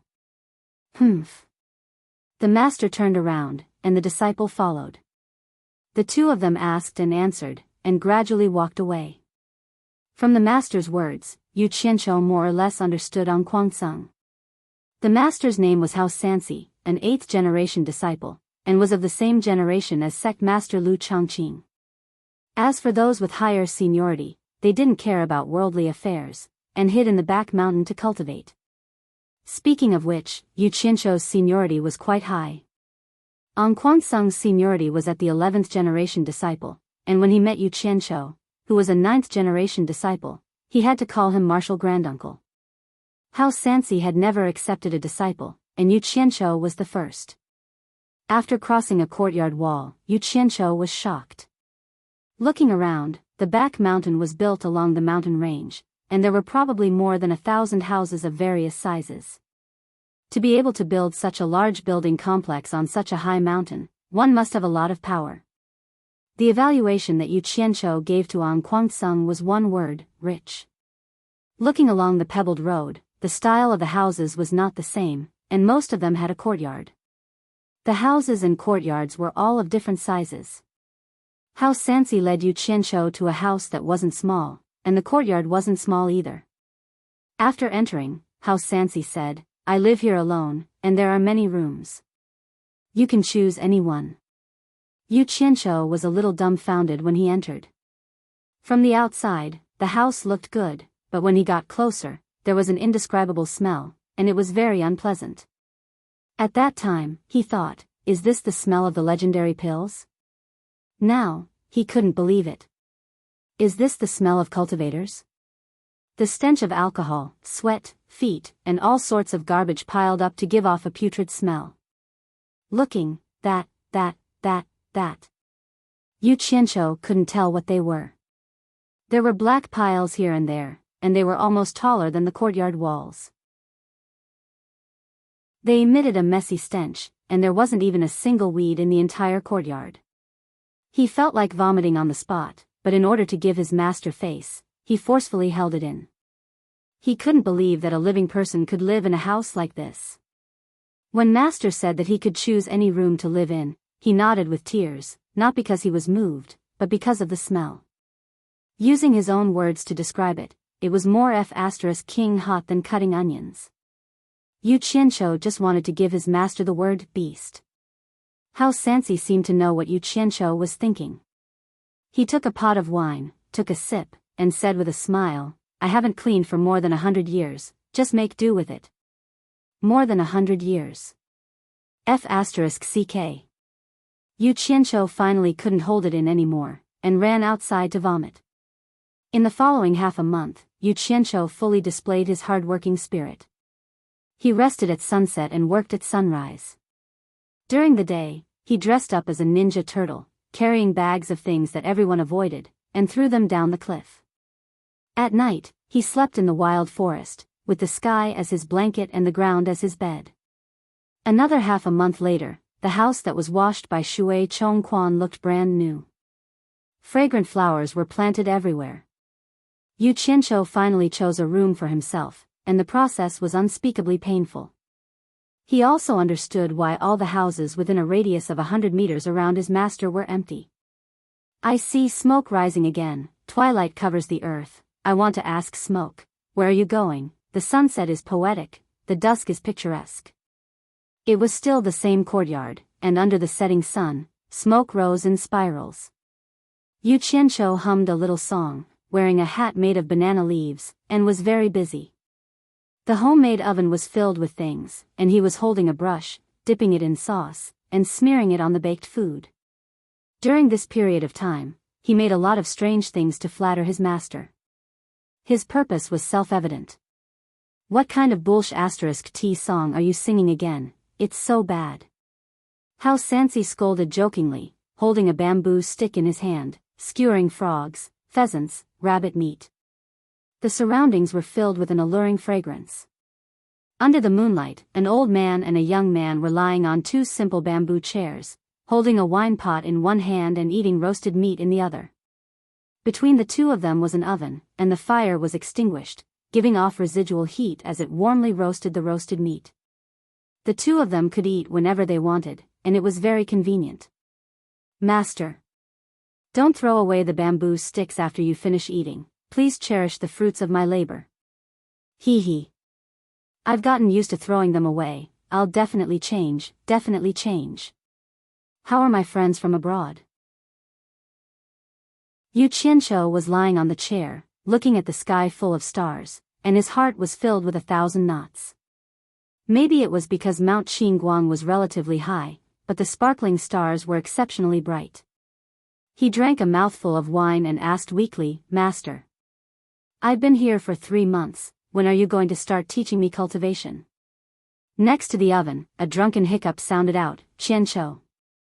I've already told you, your innate talent is too poor, and you can't cultivate at all. Even if I teach you cultivation, it's just a waste of time. Why don't you give up? Do you think Master will lie to you? I really can't accept this. I came with a heart full of enthusiasm, but now it has turned into a heart full of grief and indignation. AI. Even those 11th generation disciples dare to mock and ridicule me when they see me. Fine. It's fine, I'll endure it. But when will these days come to an end? Don't tell me I don't even have a chance to turn things around. Master. Even if it doesn't work, you still have to let me try. You won't even give me such a small chance. As Zhao Wuchou spoke, his voice became softer and softer. Smelling the alcohol, it seemed that he was already drunk. In this period of time, he had been like this every day, getting drunk every night like his master. In his low voice, one could still hear that repeated sentence, Master. I really can't accept this. How Sansi sighed softly, his hazy eyes drooping from drunkenness. The two master and disciple started snoring under the bright starlight. When the flat ground slightly turned white, the clouds floating halfway up Mount Qingguang had already been dyed golden by the sun that had just jumped out of the horizon. The clouds swallowed up the fog, and the clouds were overflowing with multicolored light. The peak of Mount Qingguang was the first to be sprinkled with a golden color. Lying on the bamboo chair, Yu Qianqiu, who was dreaming of meeting his fairy sister, felt his chest shake, as if he had been hit by something. He raised his hand to block the golden color that illuminated all things. Just as he sat up, something fell from his body. Needless to say, it was definitely Master who hit him. He stretched and casually picked it up. It was a book. On the blue cover, the words "Mysterious Heaven Skill" were written. Yu Qianqiu glanced at it and didn't pay much attention to it. Just as he was about to throw it to the side, he was suddenly startled, and looked at it in disbelief. At the bottom corner of the cover, there were two small words: elementary. Wow! Yu Qianqiu jumped happily. The book in his hand was the elementary skill of Anquangsung, Mysterious Heaven Skill. He had long heard of it, but it was a pity that he had never had the chance. After being happy, he tightly hugged it to his chest. Turning around, Master Hao Sansi was looking at him with a smile. Yu Qianqiu suddenly felt that this old fellow was too cute, and he was so excited that he couldn't speak. Hao Sansi laughed heartily as he returned to the house, and lightly said, "Although I haven't taught you anything, I know that you have been preparing for cultivation these few months. I believe that you should be able to understand this book, so you don't need me to teach you anymore. If there's anything you don't understand, you can come and find me at any time." Yu Qianqiu hugged the book, and tears welled up in his eyes. He raised his hand to wipe them away, and knelt down with a plop and kowtowed 3 times. In life, what could be happier than tasting one's desire? He kowtowed 3 times with sincerity, and in his heart, he really regarded Hao Sansi as his master. Yu Qianqiu stayed in his own room for almost a month, and he had already memorized the Qi refinement entry-level cultivation method by heart. Unless he was hungry, he almost never stepped out of the courtyard. Hao Sansi, who often pestered him for food, also didn't disturb him. According to the cultivation method, the first thing to do was to feel the spiritual Qi of heaven and earth, and then absorb it for one's own use. But this blockhead of a body spent almost a month, and he didn't even feel a fart, let alone the spiritual Qi of heaven and earth. Thinking of the evaluation of him by the old fellows on Kwangsung and the other old fellows, he felt miserable. But he also refused to give up. If he was the kind of person who retreated when faced with difficulties, he wouldn't have become the infamous boss Gua in his previous life. There was a saying in a certain TV series that he deeply agreed with. Don't abandon, don't give up. Another 2 months later, Yu Qianqiu became impatient in his room. There was no reaction. During this period of time, he often encouraged himself with the story of the tortoise and the hare. But this feeling of not making any progress, no one could stand it. Feeling that there was something wrong with his mentality, he decided to stop and go out for a walk to adjust his mentality. He believed that there would be a day when an iron bar could be ground into a needle. Stretching his limbs, he wandered out of the courtyard. Hao Sansi, who was leaning against the door with a wine pot in his arms, sighed and shook his head as he watched the figure leave. Ang Kwangsung had many disciples, and along the way, he met many familiar and strange faces, many of whom pointed at him. Yu Qianqiu didn't go out much, but his reputation as a useless person had already spread throughout Ang Kwangsung. Those familiar faces, for example, the 2 11th generation disciples who were walking in front of him, had naturally conversed before. One of them said, "Yo, Granduncle, have you had your fill?" The other person said, "What are you saying? Granduncle can't come out if he's not full. Eating, drinking, and defecating all day long, anyone would be sick of it. It's okay to not eat a meal. Granduncle, do you think I'm right?" The 2 of them burst into laughter. That was the content of his conversation with those familiar faces. Some of the masters even used him as a negative example to educate their disciples. Yu Qianqiu was already used to this. He smiled and brushed past the 2 of them. For a person who was originally high and mighty, with a prideful heart, to calmly face these rumors and mockery, the bitterness was not something an outsider could understand. He himself was engraved in his bones. Looking around, Ang Kwangsung had many beautiful female disciples. Yu Qianqiu sighed in his heart, but from the trace of mockery in the other party's eyes, he couldn't say the word, "picking up girls," anymore. He clearly knew that he had lost that qualification. Even if it was based on appearance, the current Yu Qianqiu's stinky appearance was not up to standard. Did he want to use his kindness to move them? Yu Qianqiu wasn't that stupid. Or should he shamelessly pester them? he didn't have the confidence to do that. To him, it was no different from begging for pity. In his own words, he could do despicable, shameless, and lowly things, but he couldn't be a despicable, shameless, and lowly person. As a person, he couldn't lose the most basic integrity. From this, it could be seen that deep down, Yu Qianqiu was still that arrogant triad boss. His eyes swept past the long swords carried by passers-by, and he was secretly envious. That was the symbol of a disciple who had reached Qi training level 4. The Qi training stage was divided into 3 levels: intermediate, and final. Breaking through level 3 to level 4 was intermediate. On Kwangsung would give you a weapon, a specially made long sword. Compared to the ordinary long swords, it was definitely better. In order to avoid those mocking eyes, it could be said to be a subconscious escape. Yu Qianqiu walked towards the depths of the back mountain. The secluded seniors of the Green Sky sect lived in the back mountain. Normal disciples didn't dare to disturb them. He also knew this, and walked with a vague feeling of worship. Looking at the end of the road, there were dozens of simple and unadorned buildings hidden in the forest. Yu Qianqiu stopped and didn't dare to go any further.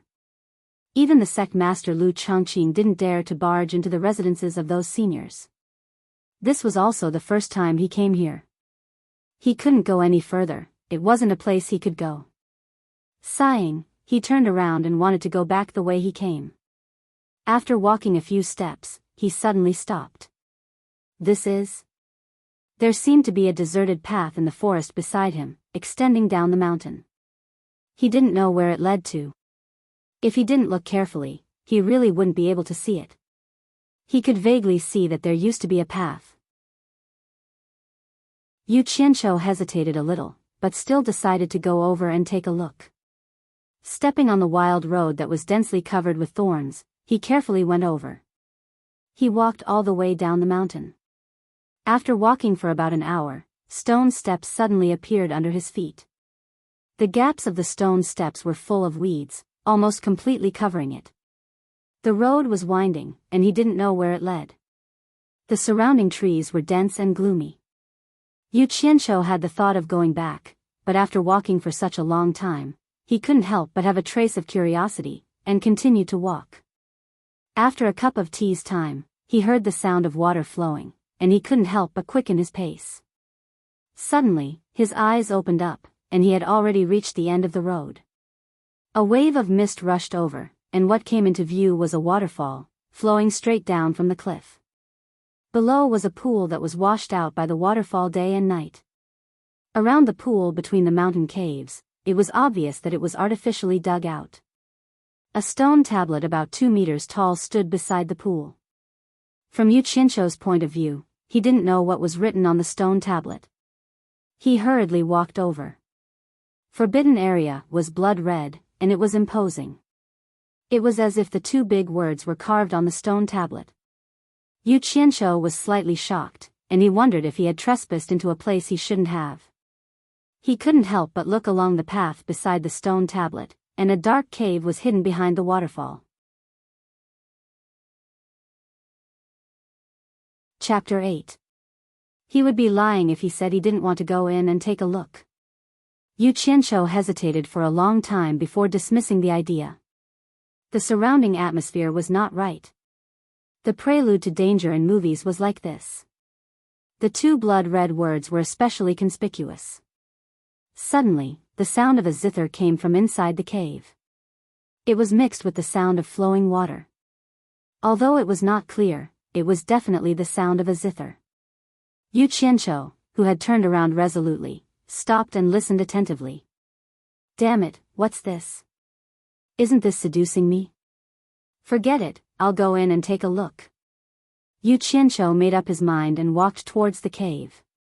As the saying goes, curiosity killed the cat. It should be applicable to humans too. He didn't know if this was an example. Standing at the entrance of the cave, a gust of cold air hit him. Yu Qianqiu shivered. It was so dark inside that he couldn't see his fingers. The waterfall behind him was deafening, but he couldn't hear the sound inside. His body was already half wet. Yu Qianqiu gritted his teeth and walked in. After turning a corner, he couldn't see anything in front of him. His hand touched the stone wall that was covered in moss and he slowly felt his way in. After walking for a while, although he couldn't see anything, he could feel that the terrain was going downwards. Damn it! Where does it lead to? Yu Qianqiu, who was in the dark, felt his teeth aching. The sound of the zither became clearer. Suddenly, there seemed to be a light in front of him. He was stunned for a moment and immediately used his hands and feet to speed up. The light became brighter and brighter. When he got closer, he realized that he had reached the end of the tunnel. A huge underground space was in front of him, and the surroundings were filled with glowing fluorescent stones. A pool of water lay quietly in the grotto without any ripples. There were many small islands in the pool, and there was a pavilion in the middle of the island. There seemed to be a person sitting inside, and it seemed to be a woman. The sound of the zither came from there. There was a stone bridge under Yu Qianqiu's feet, which led to the pavilion on the small island. Damn it! What kind of *T forbidden place is this? There's actually a woman hiding inside. I was so scared. Yu Qianqiu snorted. He clasped his hands behind his back and walked along the stone bridge. Yu Qianqiu, who had walked to the pavilion, instantly widened his eyes and mouth, almost drooling. The woman in front of him was dressed in plain white without any adornment. A simple silk ribbon held her hair in place. Her bright eyes were filled with sorrow as she stared at the zither on the stone platform. Her slender hands gently stroked the zither strings. He didn't seem to notice Yu Qianqiu standing in front of him. Although this woman didn't wear any makeup, it wouldn't be an exaggeration to say that she was devastatingly beautiful. Perhaps even the words heavenly beauty and peerless elegance were insufficient to describe her beauty. She just sat there quietly and played the zither, unable to hide the sadness in her eyes, making one's heart ache. The sound of the zither was filled with hidden bitterness, as if it was recounting the pain of yearning for his lover. Yu Qianqiu suddenly felt that this gloomy stone room wasn't illuminated by the fluorescent stones.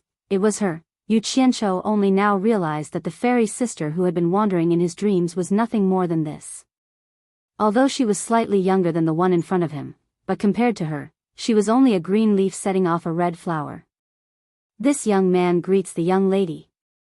Yu Qianqiu, who didn't know what to say for a long time, bowed and finally squeezed out a sentence. His heart was thumping non-stop. When he raised his head, he found that he was nothing in the eyes of the beauty in the pavilion. She didn't even bother to look at him, let alone pay attention to him. Like a child who had made a mistake, Yu Qianqiu smiled embarrassedly. He didn't care about her rudeness and thought, the beauty might be playing the zither absent-mindedly and didn't hear me at all. It's okay. Although I don't understand what she was playing, isn't there a saying that goes meeting a bosom friend in high mountains and flowing water? Today, I'll pretend to listen to Boya playing the zither. It's not bad to be able to meet a beautiful bosom friend. Thinking about it, he lifted his foot to walk into the pavilion. Just as his body was about to step into the pavilion, he felt an invisible wall blocking him. No matter how hard Zhao Wuqiu tried, he couldn't walk in. With the beauty in front of him, he was a little angry and couldn't help but slam into it. Bam! A purple light screen flashed, accompanied by a huge rebound, immediately bounced Yu Qianqiu a few meters away, making him dizzy. When he got up, he saw that on the 4 pillars supporting the pavilion, there were 4 engraved talismans shining with purple light. When the purple light disappeared, the talismans also disappeared, and the purple light screen also disappeared without a trace. F***CK. Which bastard did this? Yu Qianqiu was furious. He couldn't pretend to be polite anymore and cursed. After cursing, he came to his senses and wanted to slap himself. How could he say vulgar words in front of such a beauty? He felt that he had lost a lot of face. However, looking at the beauty's indifferent expression, he was like a clown. After blushing, he walked over with a serious expression and asked seriously, "Did those old farts on Kwangsung imprison you?" The beauty still ignored him and continued to play the zither. After that, he changed all kinds of questions, but she still didn't respond. In the end, Yu Qianqiu, whose pride was hurt, got nothing. He walked out of the cave dejectedly. Not long after he left, a white silhouette flew in. It was a beautiful girl. She walked to the outside of the pavilion and sat down. She supported her beautiful face with her legs and quietly listened to the woman in the pavilion playing the zither. If Yu Qianqiu saw this girl, he would definitely be shocked. Wasn't this the fairy sister that he dreamed of? Master. Let me ask you something. How Sansi, who was holding the wine pot, looked up and saw his disciple's impotent look. He couldn't help but smile. What is it? Do you know about the stone cave in the back mountain? Yu Qianqiu asked. Why? You went there? How Sansi was stunned. Seeing his disciple nodding, he immediately said, that was the place where criminals were imprisoned. There used to be many powerful disciples guarding it, so it was listed as a forbidden area. Nowadays, the cultivation world is quite peaceful. It hasn't been used for hundreds of years. Otherwise, how could you have entered? That can't be right. Yu Qianqiu was puzzled. Why did I see an imprisoned woman in there? Oh. You're talking about that white fox spirit. She was imprisoned by the previous sect master 200 years ago. Originally, she was imprisoned for 100 years so that she could repent and turn over a new leaf. When the time limit was up, she refused to come out, so she kept staying there. White fox spirit? Yu Qianqiu was stunned. Master, you're saying she's a fox spirit? What's so strange about that? A fox spirit that has cultivated for 1,000 years can naturally transform into a human form. How Sansi suddenly stopped and looked at his disciple up and down. He smiled strangely. Disciple. Don't tell me you fell in love with her because she's pretty? Tisk. Yu Qianqiu felt guilty. He made a fake sound and changed the topic. Master. Tell me quickly, why was she imprisoned by the previous sect master? I'm warning you, humans and demons are different. Don't have any ideas about her. Otherwise, don't blame me for not warning you if she sucked your essence dry. How Sansi seemed to see through his disciple's thoughts. After reminding him carefully, he drank a mouthful of wine and sighed. She's a demon trapped by love. After listening to his master's narration, Yu Qianqiu felt that it was really a cliché story. However, he couldn't help but sigh.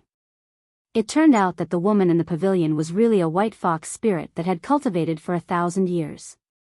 Before she cultivated into a human form, she was injured by a hunter. Fortunately, a scholar saved her. 1,000 years later, the white fox spirit cultivated into a human form and looked for her savior to repay the kindness. She found a handsome young man. The white fox believed that he was her savior in his previous life. The young man didn't know the true identity of the young woman. He was shocked by her beauty and finally fell in love with her. They became husband and wife. In the following days, the two of them loved each other. The young man studied hard in order to get a place in the imperial examinations and bring honor to his ancestors. The young woman washed her clothes and took good care of him. Hard work paid off. After studying hard for 10 years, the young man really got a place in the imperial examinations. As expected, he got the first place in the imperial examinations. The only regret was that the two of them didn't have a child of their own for many years. It could also be the reason for the combination of human and demon. The young man became the top scholar and the disciple of the emperor. His status suddenly became extraordinary. The prime minister of the Xia Empire took a fancy to him and wanted to recruit him. However, he already had a wife at home, so he couldn't do it. The prime minister was angry and hinted that if he still wanted to achieve great things, he should divorce his wife at home. Otherwise, he would make his future bleak. The top scholar was in a dilemma. On one side was a good wife, and on the other side was a proud daughter. It was really difficult to choose. But in the end, he couldn't resist the despotic power of the prime minister. With the reason that he couldn't have children and couldn't pass on the incense, he divorced his wife. The white fox was in so much pain that she wanted to die. She knew that she was a demon and really couldn't give birth to her husband's family. She silently accepted her husband's letter of divorce. Although she was divorced, the young woman still loved the young man deeply and had been waiting for him in secret. Not long after the Prime Minister's daughter married the top scholar, she suddenly died of illness. Hearing people slander, the Prime Minister was furious. He mistakenly thought that the top scholar was dissatisfied with his daughter and killed her. With the power of the Prime Minister, there was no need to say what would happen to a new official. At that time, the white fox had something to do and left. When she returned, her sweetheart had been beheaded. The white fox was heartbroken. In a rage, she killed hundreds of people in the Prime Minister's mansion. This matter shocked the whole capital. The national master was no match for the white fox, so he invited the head of the Kwang Sung. This led to the white fox being imprisoned. Men easily bend for power, and women easily hurt by love. This has been the case since ancient times. Yu Qianqiu sighed. He finally knew the reason why the beauty was so sad and sad. Although he knew that the beauty was a fox spirit, that unparalleled face lingered in his mind for a long time. In the following days, he couldn't calm down at all. The forbidden stone cave was still dark. Although he had his master's advice, Yu Qianqiu couldn't help but come again. He found the luminous fluorite that he had pried from the stone cave last time. On the other side of the bridge, the person was still the same, the zither was still the same, and the sound of the zither was still the same.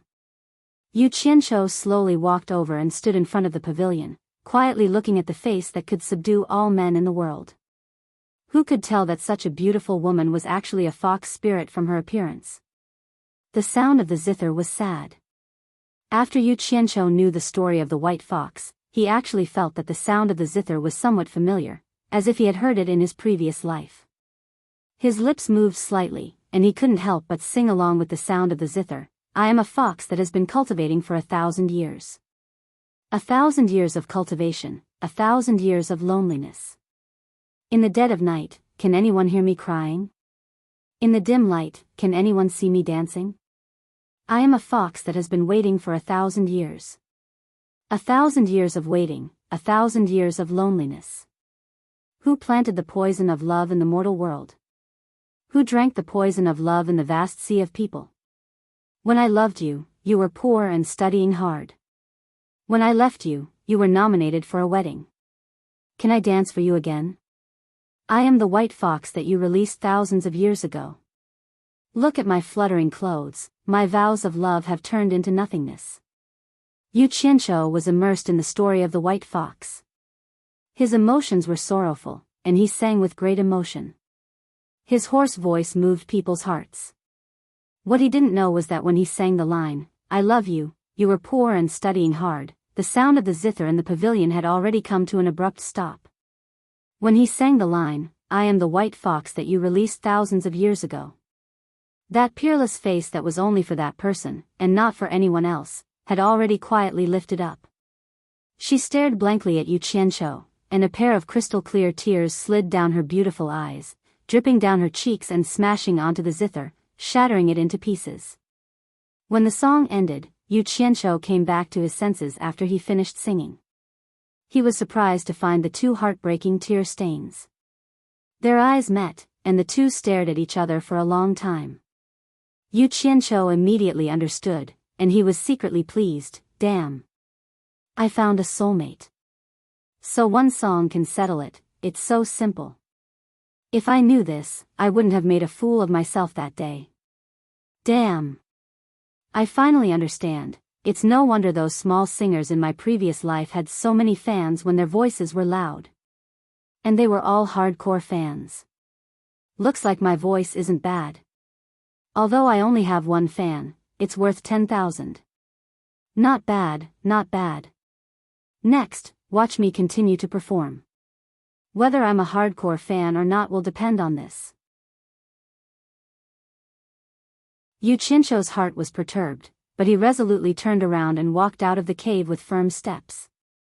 He thought to himself, 1 step, 2 steps, 3 steps. Damn. Why aren't you asking me to stay? Wait until I'm out, I won't be able to hear you anymore. The white fox's eyes were filled with tears. Suddenly, she realized that the person in front of her was no longer there. She came back to her senses and saw the back of the person walking out. She hurriedly shouted, "Young master, please wait. It's okay, it's okay. Big sister over 1,000 years old, I thought you were mute. I'm scared. I'm so scared that my little heart is thumping. TSK TSK. However, when a beauty opens her mouth, it's really different. She even called out, "Young master, please wait," so nicely. My bones are going soft. Hee hee, my hardcore fan is here. Yu Qianqiu was extremely pleased that his little plan had succeeded. He put on a look that he thought was handsome and slowly turned around. He said indifferently, "Miss, don't worry. Are you calling me?" The white fox stood up and bowed to him. "Young master, may I ask? Where did the song you sang just now come from? What a good figure." Every frown and movement was enough to captivate the soul. No wonder the shrews in his previous life scolded women who seduced their husbands as vixens. Yu Qianqiu was a little infatuated. He forcefully suppressed his shaking soul and sighed, "I'm on Kuangsung's disciple. I heard about your story a few days ago and came to see you once. Seeing that you're so sentimental, I'm deeply moved. I especially played along with your zither and gave you a song to express my admiration for you." But in his heart, he prayed, "Sister Chenrui from Earth, I'm borrowing your song to pick up girls. Please don't stoop to my level. Amitabha, I've sinned, I've sinned. You flatter me, young master." The white fox finished speaking and hesitated. She said uneasily, "I have a presumptuous request. I hope young master can agree to it." Yu Qianqiu frowned and thought, "What presumptuous request? Do you want to suck me dry?" "I won't do that." The white fox saw that he was hesitating and was afraid that he would not agree. She quickly added, "Can young master teach me this song? I'll definitely repay you after I master it." "What kind of repayment? Devote yourself to me?" "No way. Master said that I'll be sucked dry by you." Yu Qianqiu thought about it and realized that this was the other party's request. He walked to the pavilion and said generously, "Such a small matter is only natural. Getting to know each other is fate. Don't talk about repaying me generously. From today onwards, we are friends. It's fine as long as we keep in touch." This shameless thing had set a tone for the relationship between the two of them. When young master was singing just now, I was lost in thought. Can young master sing it again? The white fox was a little shy. She felt that this request was too much. Yu Qianqiu's heart skipped a beat. He could not believe that the shy beauty in front of him was the fox spirit that killed hundreds of people in one breath. He did not reject it anymore. He gathered his emotions and sang a sad song, "I'm a fox that has cultivated for 1,000 years." After the song, the white fox bowed and said, "Thank you, young master. I've learned a lot. Young master, please correct me." After she finished speaking, she sat down and started to play the zither. The faint sound of the zither could be heard. Her red lips opened slightly and her pearly white teeth could be faintly seen. She sang a song that was even more authentic than Yu Qianqiu's. The sound of the zither and the song echoed in the cave. "Young master, do you think this is okay?" The white fox stood up and asked. "Damn it. This girl is a genius at singing. After listening to a pirated version, she can actually sing the original version." I sweat. Yu Qianqiu felt ashamed in his heart. He immediately clapped his hands and said, "Not bad, not bad, the sound of nature. Young master is too kind. I still haven't asked what the name of this song is." The white fox bowed and said. Yu Qianqiu smiled and said, "I made it for you. Let's call it White Fox. Young master composes a song for me. You are truly my soulmate. With this song as my companion, my life has not been in vain." After she finished speaking, she walked out of the zither and bowed to Yu Qianqiu. Yu Qianqiu felt a little guilty. He waved his hand in embarrassment and looked around. He frowned and said, "Lady, do you really want to spend the rest of your life here?" In the pavilion, the white fox took light steps and said sadly, "Time in the mountains is like a ray of light. The world is prosperous for 1,000 years. To me, it makes no difference where I am. Sung is full of hidden dragons and crouching tigers. Young master doesn't look like a cultivator. Why are you here on Mount Qingguang?" This question touched Yu Qianzhou's sore spot. He shook his head and smiled bitterly. He told her how he came to Mount Qingguang and how he became a trash in Sung. "So that's how it is." The white fox nodded and said, "It is hard to find a soulmate. Being able to meet young master is fate. Allow me to do my best." After she finished speaking, she patted her chest. She opened her red lips and spat out a golden pearl floating in the air. The white fox pointed with her 2 fingers and the golden pearl flew out of the pavilion. A purple light screen immediately appeared around the pavilion, blocking the pearl. The white fox's jade-like fingers pinched the golden pearl. The pearl trembled and a layer of ripples appeared on the purple light screen. The golden pearl slowly squeezed out of the light screen. It floated in front of Yu Qianzhou. "This is for me?" Yu Qianzhou caught it and asked in astonishment. The white fox nodded and said, "That year, it was for this item that my husband's life was delayed. This made me feel endless regret. Ever since I obtained it, I have never used it. However, there is no doubt about the effect of this item. When I was imprisoned, my cultivation had just reached the late stage of nascent soul. I have not cultivated for 200 years. Now, I have unexpectedly reached the late stage of passing tribulation. As for the other uses of this item, I have never studied it and do not know. However, it will definitely have a miraculous effect on changing young master's physique. This point, I am deeply aware of. Young master can directly consume it." Ah! Yu Qianzhou was shocked. He had never cultivated before. To be able to reach the late stage of passing tribulation from the late stage of nascent soul in 200 years, that was a gap of 3 whole levels. As a person in Sung, even if he had never eaten pork, he had seen pigs run. Ordinary cultivators, even if they wholeheartedly cultivated, would rarely be able to smoothly cultivate from the late stage of nascent soul to the late stage of passing tribulation in 200 years. This point could be seen from the fact that the head of Sung, Lu Changqing, was only able to reach the middle stage of nascent soul in 200 years. Truly a good treasure. Yu Qianzhou exclaimed.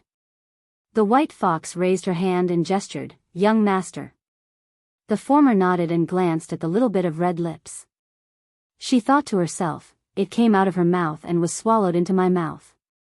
I don't know if this counts as an indirect kiss."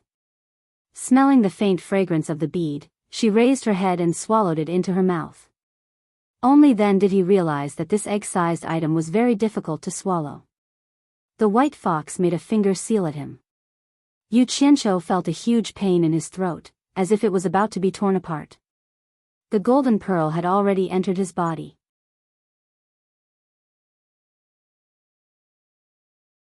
Chapter 9. How Sansi leaned against the door. His disciple came back happily. He didn't know what was wrong with him. He didn't even greet him and went back to his nest. As soon as the latter entered the room, he threw himself on the bed and covered his head with the quilt. He stuck out his butt and laughed crazily. He didn't expect that a song could be exchanged for such a treasure. No wonder people in his previous life said that knowledge could change one's fate. He was a good example.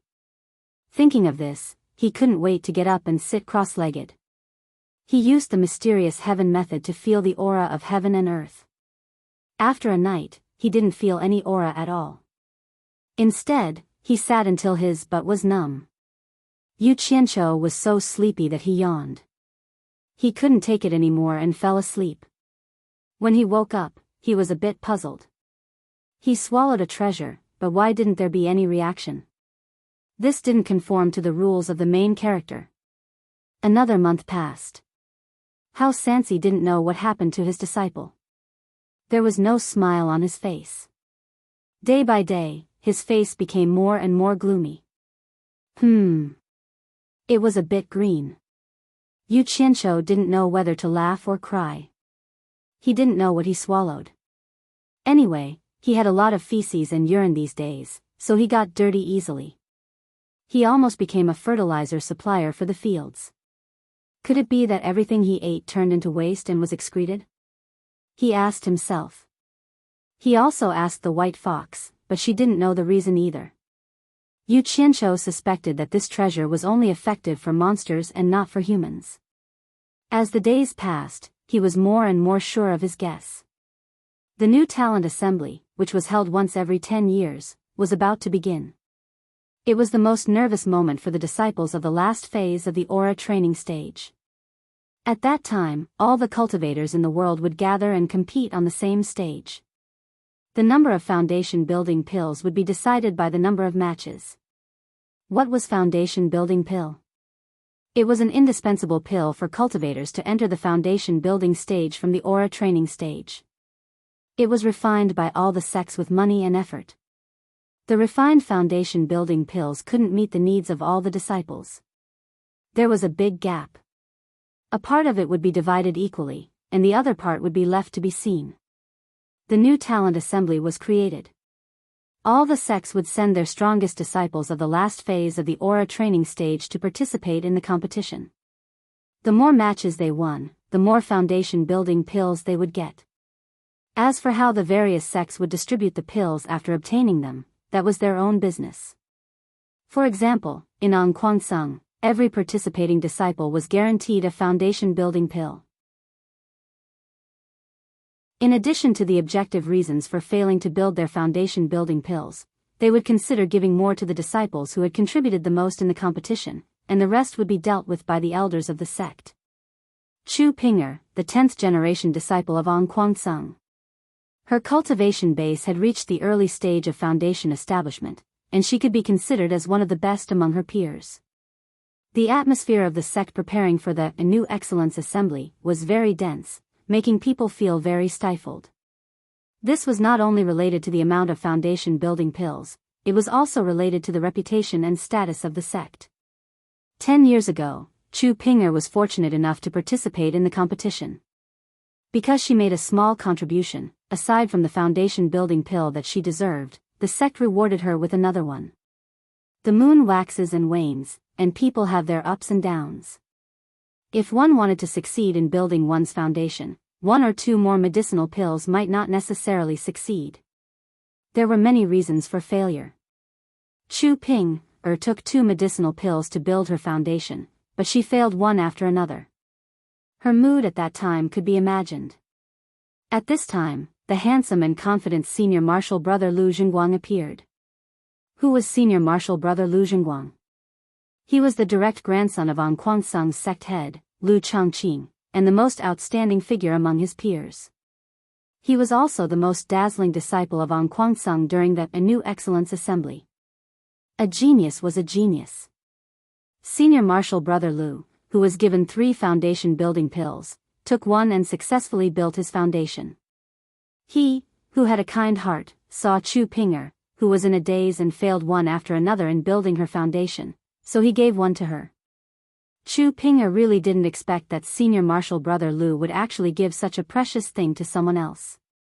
Overjoyed, she once again built her foundation. She finally succeeded.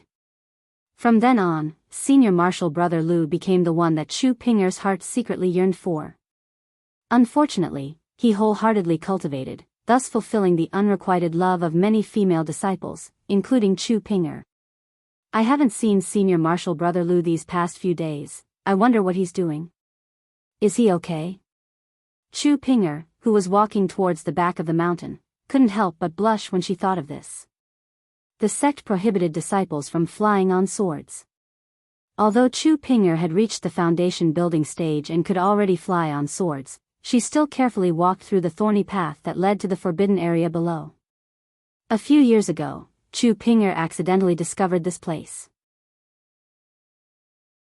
After seeing the imprisoned woman in the forbidden cave, she, who had always been confident in her appearance, immediately knew who was superior and who was inferior. It had already been a few years, and she hadn't spoken a single word to the imprisoned woman. One time, when she was flipping through the ancient books in the sex scripture pavilion, she found out that the woman was a fox spirit that cultivated into a human form. She was shocked and amazed by her beauty, especially because she played the zither very well. She faintly missed her, just like how she felt for Senior Marshal Brother Lou. It had been a few years, and she never got tired of listening to it. Every time she missed Senior Marshal Brother Lou but couldn't see him, she would come here. Thinking of Senior Marshal Brother Lou, she couldn't help but quicken her pace. She took out a fluorite and quickly shuttled through the dark cave. Hey! Someone is singing. The singing accompanied by the sound of the zither made her stop. After a little hesitation, Chu Pinger walked into the grotto and covered her mouth in surprise. She really couldn't believe that the woman who hadn't spoken a word for several years was actually singing. Chu Pinger flew to the pavilion and confirmed that her eyes weren't playing tricks on her. After a long time, she slowly sat down, supported her chin with her legs, and listened to the woman singing the bitter past. I'm a fox that has cultivated for 1,000 years. Did anyone see me dance in the dim light? When I left you, you were in the middle of the Golden Role nomination. The vows of undying love turned into nothingness. Chu Pinger listened to the song and could already imagine the past of the white fox. The woman in white clothes like snow, who was heartbroken, danced in the dark, looked at the man drinking and chatting merrily in the dim light, only hoping that he would look at her again, and know that she was dancing for him. 2 lines of tears fell silently from Chu Pinger's eyes. When she listened to it for the second time, she was choking with tears. When she listened to it for the third time, she was already a complete mess, with tears streaming down her face. She couldn't listen to it anymore. She stood up abruptly, wiped her tears, and ran out of the grotto. When she ran out of the grotto, Chu Pinger was still immersed in the story, choking with tears. It seemed that this kind of thing was too destructive to innocent girls. She wondered what young master you would think if he knew about it. After a long time, Chu Pinger finally stopped and looked at the cave behind the waterfall in a daze. She only came back to her senses when she felt her face was wet. She raised her hand to wipe it away, and her hands were full of tears. She couldn't help but stomp her feet and say, Aya. My face is all wet from crying. What if I meet Senior Marshal Brother Lou? What should I do? She turned to look at the clear pool under the waterfall. She seemed to have thought of something, and looked around. She didn't know that behind the forest not far away, Yu Qianqiu was looking at her with his mouth wide open. He also didn't know why, with Chu Pinger's cultivation, even the useless Yu Qianqiu didn't notice her. That face couldn't be any more familiar. It was the fairy sister that Yu Qianqiu had been dreaming of, but he didn't expect her to be Ang Quansung's disciple. A certain someone kept shouting in his heart, fate, fate, if this isn't fate, then what is? It's really King Fate. What does fairy sister want to do? Chu Pinger walked to the side of the pool, took down the long sword on her back and placed it by her feet. She then gently untied her snow-white gown, revealing her curvaceous figure. After putting down her gown, her slender hand started to untie the buttons on her collar, one by one. I'm rich. I'm rich. Yu Qianqiu was dumbstruck. His mouth opened even wider, and he shouted in his heart, strip, strip, continue stripping. As he wished, Chu Pinger, who was by the side of the pool, revealed her creamy skin and 4 limbs. Her slender legs were slender and elegant, and her white lotus-like arms were behind her back. Her slender jade-like fingers pulled on a red rope. Cake seller. The legendary red doodoo. Heavens, you're not messing with me, are you? Yu Qianqiu didn't dare to believe that the fairy sister that he had been dreaming of for the first time was actually putting on a strip show for him. He put his finger into his mouth and bit down hard. So painful. This wasn't a dream. I can't waste a heavenly treasure. I'll continue admiring.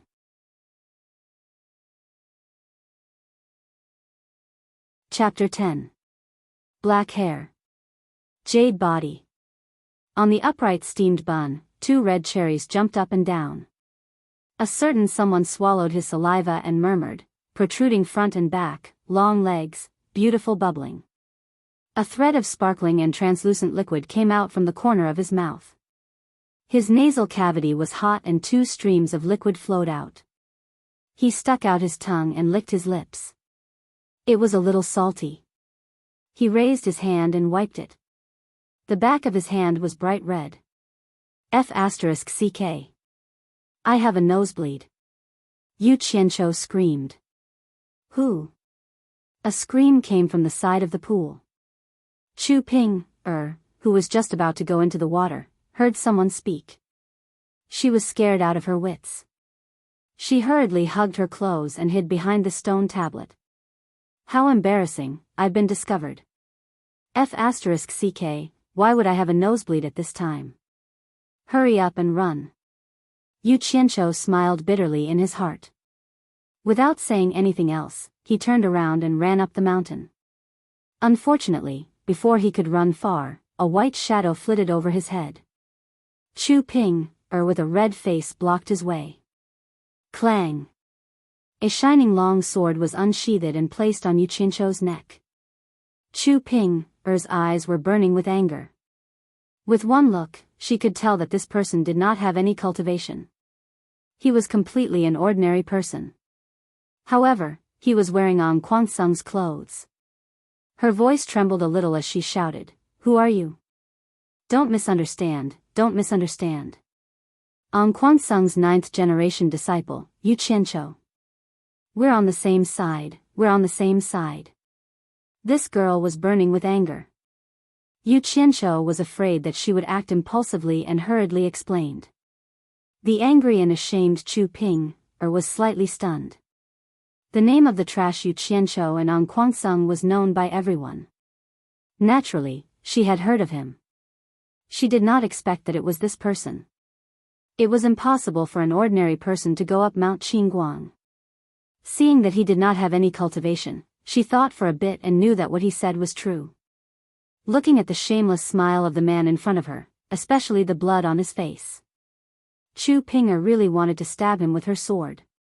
He actually dared to peep at her while she was bathing. He was simply shameless. However, in terms of seniority, this person was his martial uncle. Although he hated him, he did not dare to make a move. Trash was trash. Their seniority was right there. As long as the other party didn't mind, it didn't matter. However, since she dared to lay a hand on her martial uncle, An Kuansung's sect rules were not to be trifled with. It was not something that she, Chu Pinger, could bear. Chu Ping, was so angry that her whole body was trembling when she thought about how she was seen naked by this pervert, but she couldn't do anything about it. Of course, if she were to complain to the sect, Yu Qianqiu would definitely have to bear the consequences. But would she do such a thing? In this era of strict etiquette, if this matter were to be publicized, it would be tantamount to ruining her innocence. She was afraid that her sweetheart would never look at her again. Chu Pinger gritted her teeth and said, "What did you see? Don't be impulsive. Impulsiveness is the devil." With the sword on her neck, this girl's hands were trembling badly. Yu Qianqiu was really afraid of her. He first comforted her, then replied, "I really didn't see you take off your clothes." Ugh! He really wanted to slap himself. Pig! Since you didn't see it, how do you know that I took off my clothes? Aren't you looking for excitement? As expected, what did you say? Chu Pinger roared hysterically. Pain came from his neck. Yu Qianqiu felt the sword had already cut into his skin. He hurriedly said, "I didn't see anything. I didn't see anything." Silence. The two of them maintained this posture and stood there motionlessly. Wrong, Yu Qianqiu did not dare to move. He looked at Chu Pinger pitifully, like a lamb waiting to be slaughtered, praying for mercy. After a long time, Chu Pinger's face turned cold. Words jumped out from her pink lips one by one: despicable, shameless, vulgar, scum, hooligan, beast. After that, she kicked Yu Qianqiu's chest. F***ck.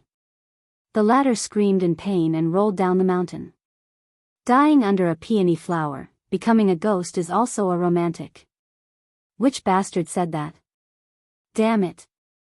If you have the guts, try it. Yu Qianqiu, who was lying in a pile of thorns, groaned in pain. After spending a long time, he finally got up. When he looked up, the tigress had already left. His body was hurting everywhere. The thorns were pulled out one by one. He walked back unsteadily. Who did it? Hao Sansi asked in a deep voice. His face was frighteningly pale. Usually, everyone looked down on his disciple. He also knew that it was normal to be mocked. His disciple was indeed too much. But daring to lay a hand on his disciple, he. Did he really think that he, Elder on Kuangsung, was a clay figurine? I accidentally rolled down the mountain. It's not anyone else's fault. Yu Qianqiu grimaced in pain. He. A footprint on your chest, a sword wound on your neck. You can even fall like this? Hao Sansi sneered. He grabbed his disciple's hand and dragged him out. Follow me to the Green Light Hall. We're going to reason with sect leader Shixiang. Wait!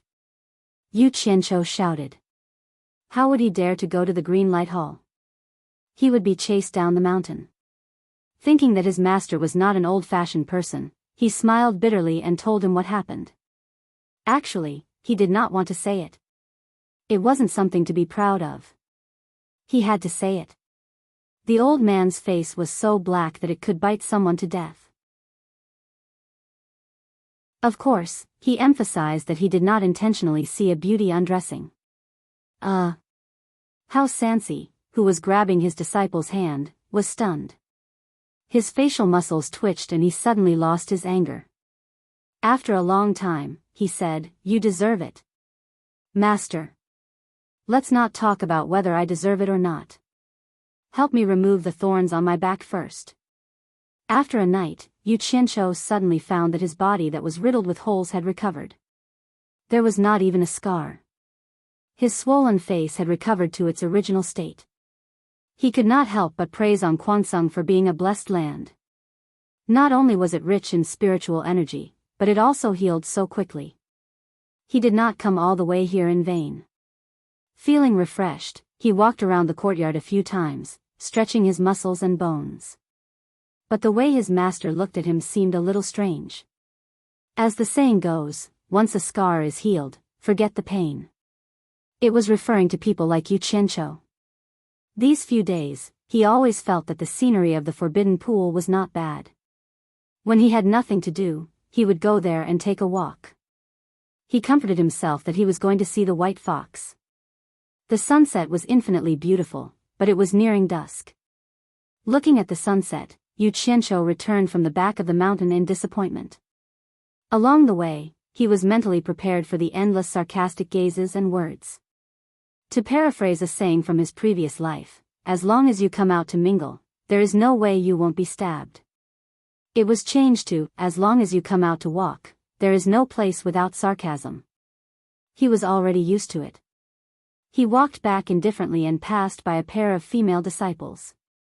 When he heard what they said, Yu Qianqiu was so shocked that his jaw almost dropped. No, to be exact, it should be a song. If he did not hear wrongly, the two of them were singing, "I am a fox that has waited for 1,000 years. 1,000 years of waiting, 1,000 years of loneliness." Even the tone seemed to be the same. Is there something wrong with my ears? How is this possible? Yu Qianqiu dug his ears. He must have heard wrongly. When I loved you, you were penniless and studying hard. When I left you, you were in the bridal chamber of the golden roll. Someone was singing behind him, and the voice was very loud, especially the words, "bridal chamber of the golden roll." It sounded like two men were singing together. Although it was out of tune, Yu Qianqiu was sure that it was the song he taught the white fox. Turning around, he saw two familiar faces walking towards him. One of them laughed, "Yo! Marshall Granduncle is here. You haven't heard the song we are singing, right?" This is a song composed by Marshall Uncle Chu Pinger. It is very popular in Ong Kwang Sung. The other person laughed, "You are talking nonsense. Marshall Granduncle doesn't have any friends here. Where can he go to listen to this song?" The two of them laughed and left, continuing to sing the song that was out of tune. A song composed by Marshall Uncle Chu Pinger. Who is Chu Pinger? Damn it. I was the one who brought it here. How dare you infringe my copyright? Damn it. Yu Qianqiu cursed in his heart and shook his head with a bitter smile. He guessed that someone had entered the grotto and heard the white fox's song. Along the way, he heard many people singing the same song. Yu Qianqiu was a little numb. When he returned to the courtyard, he saw his master cooking the barbecue. He was a little embarrassed. He had not done any proper work recently and had not been filial to his master for a long time. He actually forced his lazy master to do it himself. He walked in front of his master and picked up the wine pot on the table. He laughed, "Master, you are resting. Let me do it. I am a fox that has been cultivating for 1,000 years. 1,000 years of cultivation is 1,000 years of loneliness." How Sansi nodded and let his disciple do it. Yu Qianqiu, who was drinking, was a little surprised. His master seemed to be singing. When he heard what he was singing, he couldn't hold the wine in his mouth and immediately spat it at his master's face. The two of them looked at each other, dumbfounded. You're tuning into the Journey of the Soul YouTube channel. Don't forget to subscribe and join us on this journey to catch the most captivating stories.